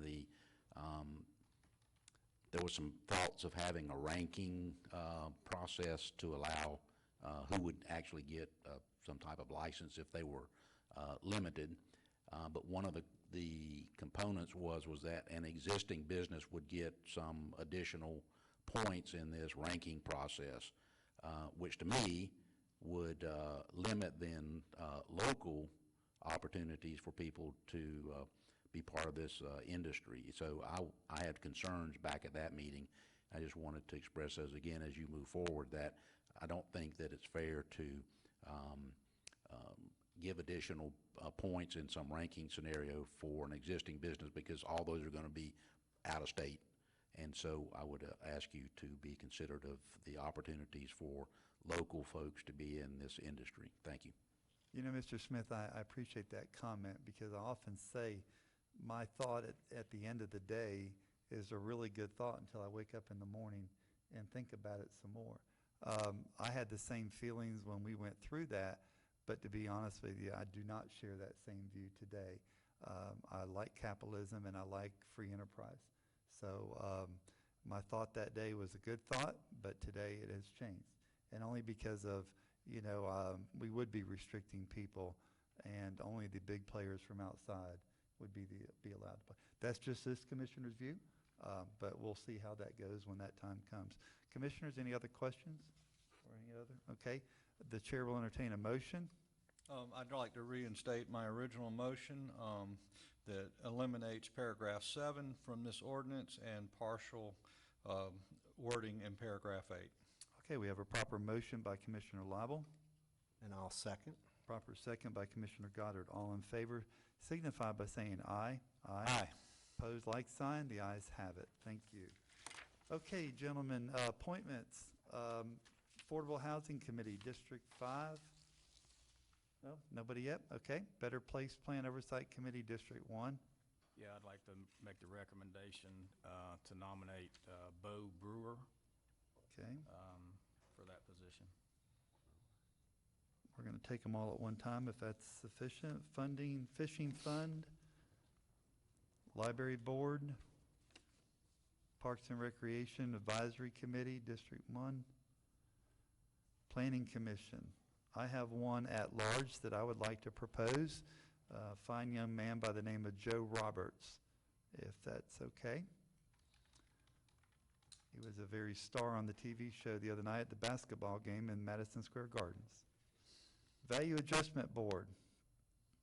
This is where 2 commissioners and 1 citizen. This does require the chair, is that correct? Mr. Manning? No. No?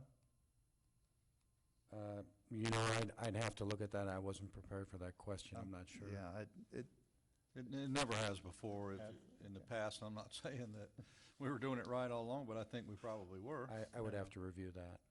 Why don't we wait on that? Let's make sure. Okay. And if, could you clarify on the at-large, Joe Roberts? That would be for Oh, I'm sorry. Ray Spofford's position, which is Yes. currently? Yes, Ray Spofford, the first one. I'm sorry. Okay, Waterways and Trails. There's some,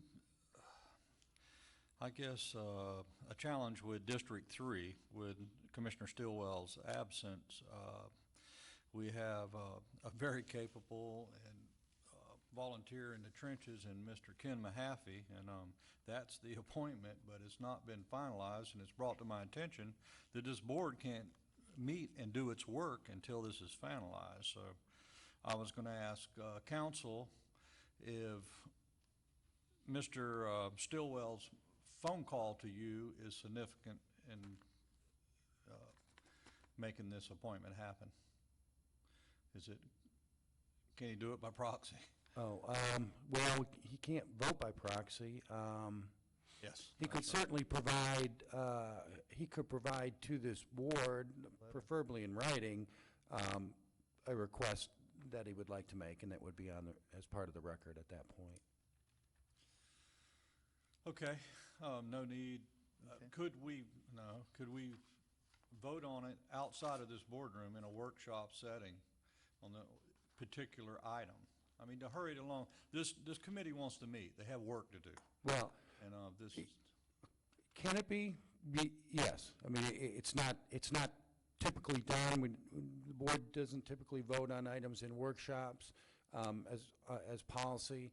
However, workshops are meetings of the board. They are advertised. Minutes are kept. So there can be action. well, I'm asking for something that's not typical. Make no mistake about it. Right.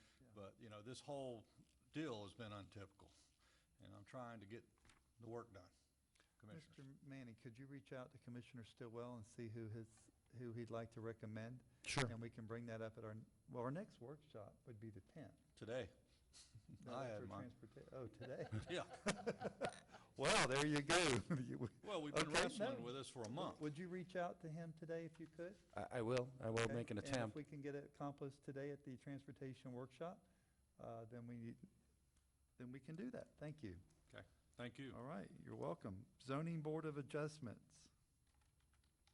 Okay, so we have Bo Brewer and Joe Roberts as people who are appointed. The chair will entertain a motion.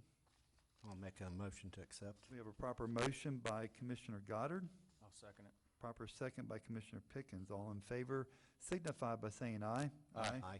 Opposed, like sign. The ayes have it. Stacy, Papel, any comments? I have 2 things. Okay. First, the proposed joint committee meeting with St. Johns County. There have been 2 dates that have been proposed, May 24th or May 30th. Yeah, I sent an email concerning that. That was going to be one of my items, but that's okay. I'm glad.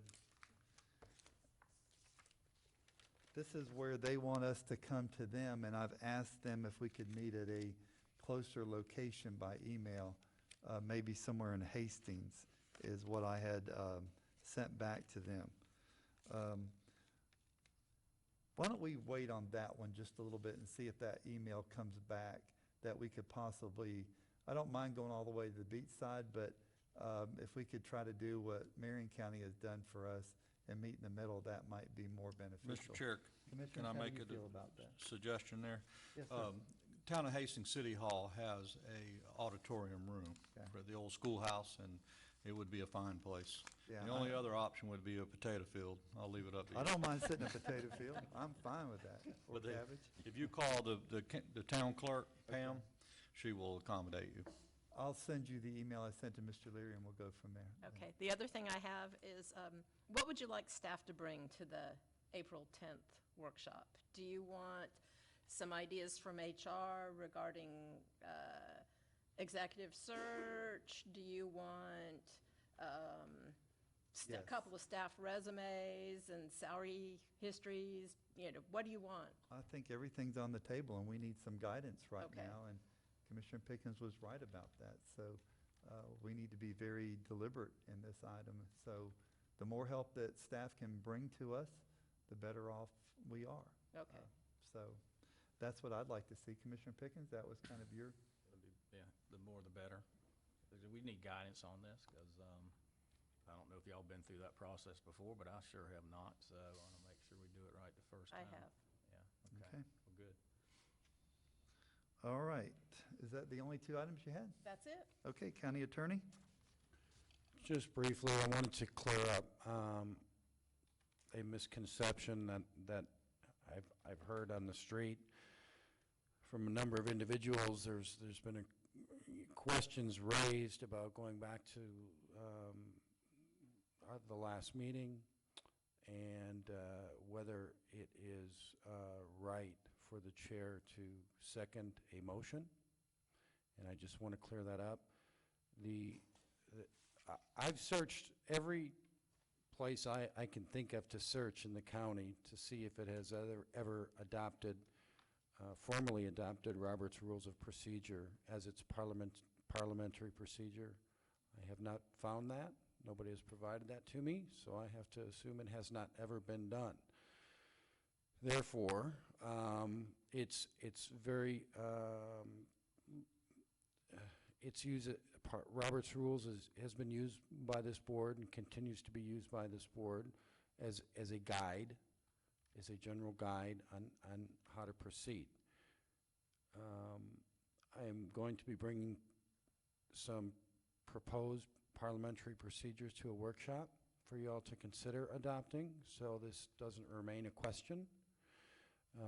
With that said, even if the board had adopted Robert's Rules of Order in the past, a couple of things need to be clarified. For boards this size, a second isn't even required. All we need is a motion for an item to be discussed and voted on. There doesn't need to be a second. Of course, customarily, we do that. The whole reason for the second is to advise the chairman that more than one board member would like to discuss an item. Therefore, obviously, if the chairman wants to also discuss the item, it's perfectly appropriate for the chairman to make that second for discussion. And lastly, the chairman, and it happens to be you, Commissioner Harvey, right now, and it may be somebody else next year, but the chairman, whoever it happens to be, has every right to discuss and vote and make motion and second motions on any item coming before this board. Has all the same rights as everybody else. Now, with that said, from a parliamentary procedure standpoint, it is desired that the chairman have a show of some sort of impartiality to the extent you can do so in how the meeting is handled and moves forward. Therefore, it is good practice, if the chairman wants to make a motion, to hand the chair to the vice chairman in order to make that motion. And that would, the vice chairman would rule the meeting during the discussions until that item comes to completion, and then it would come back to the chair. I just wanted to get that on the record and make sure everybody was clear on that, because there is a lot of misinformation out there about that particular action. Thank you. Yeah, I got pretty much hammered this week about that, but it was good to hear that.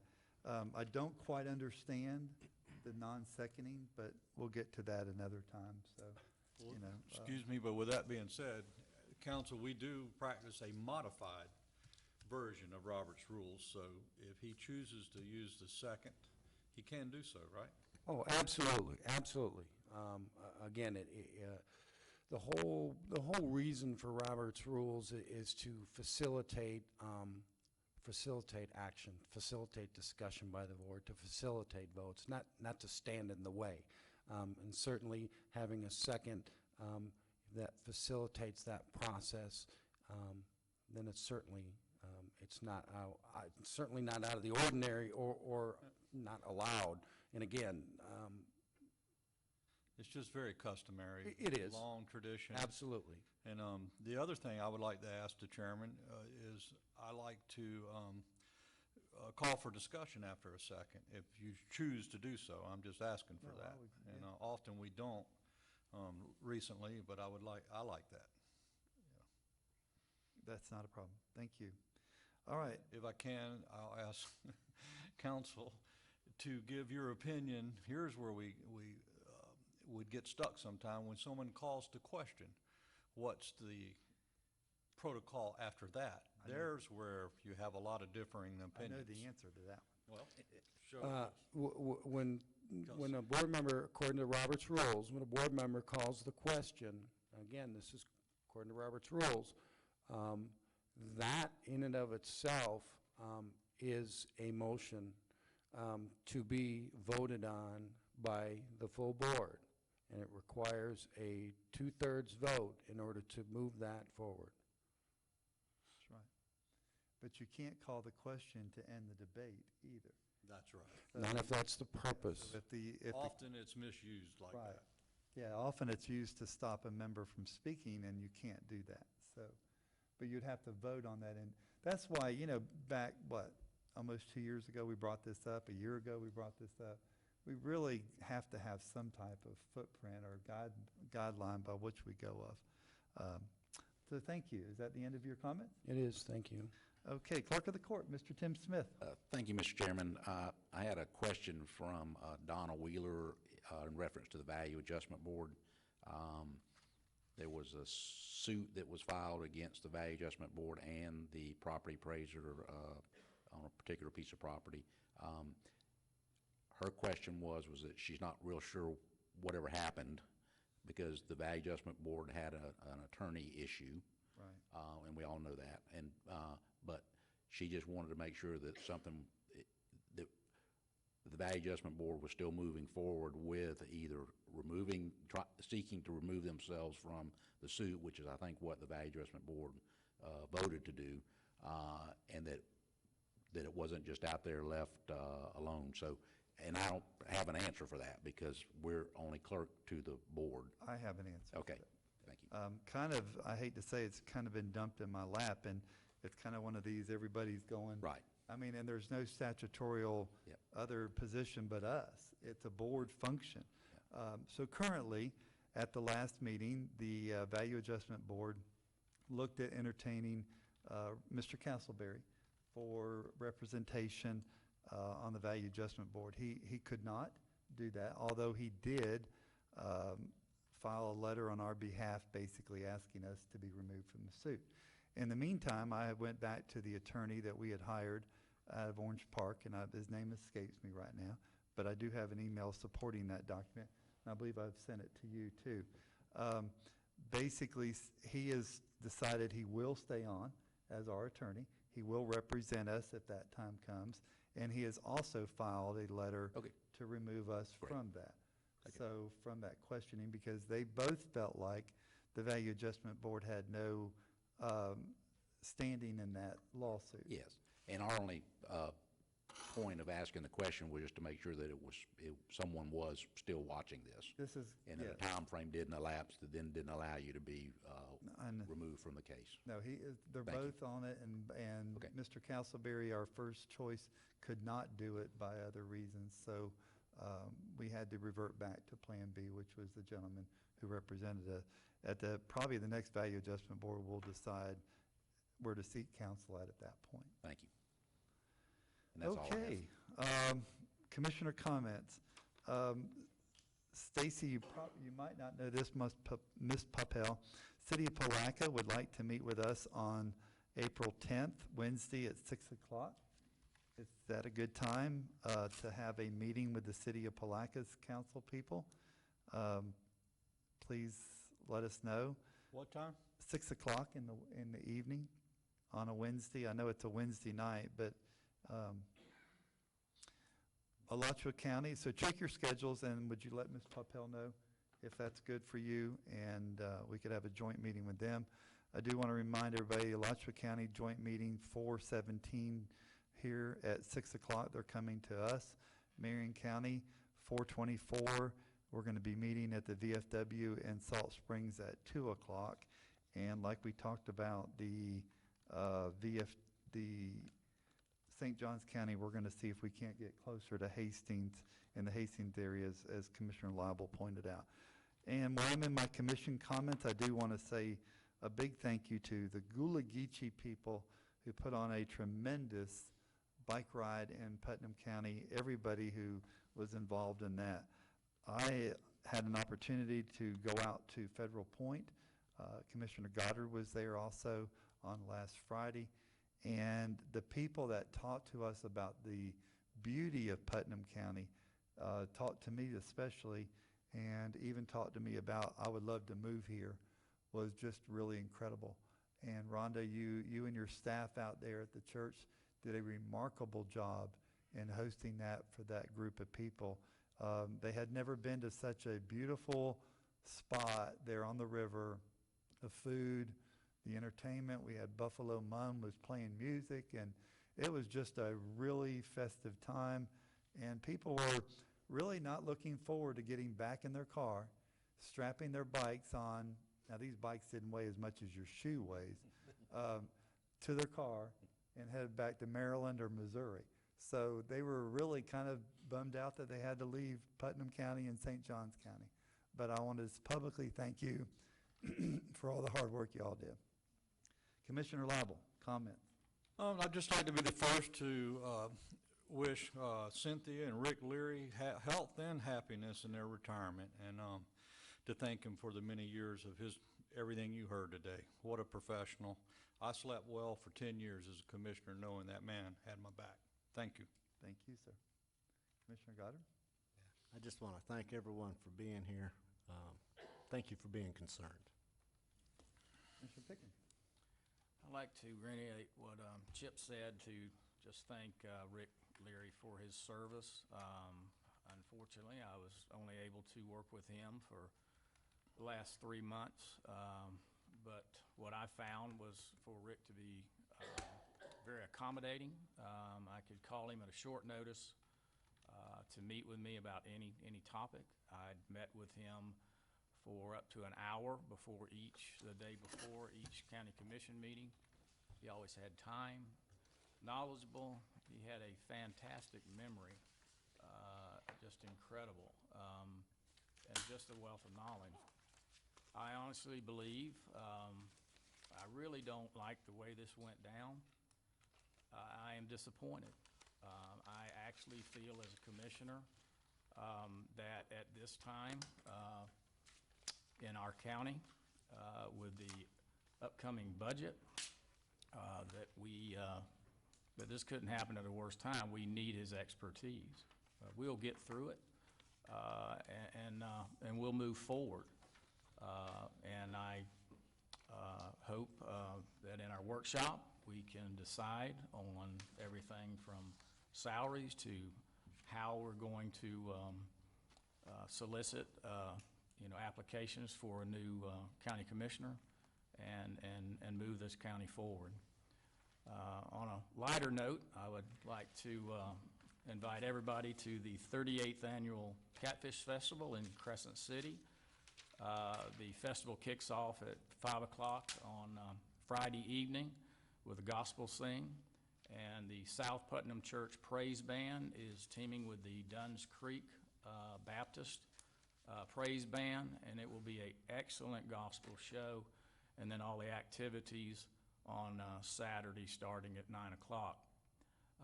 Also, anybody that is interested in joining me cutting swamp cabbage, you can contact me after this meeting, because we're going to go cut about 500 cabbage trees down tomorrow for the festival. So anyway, thank you.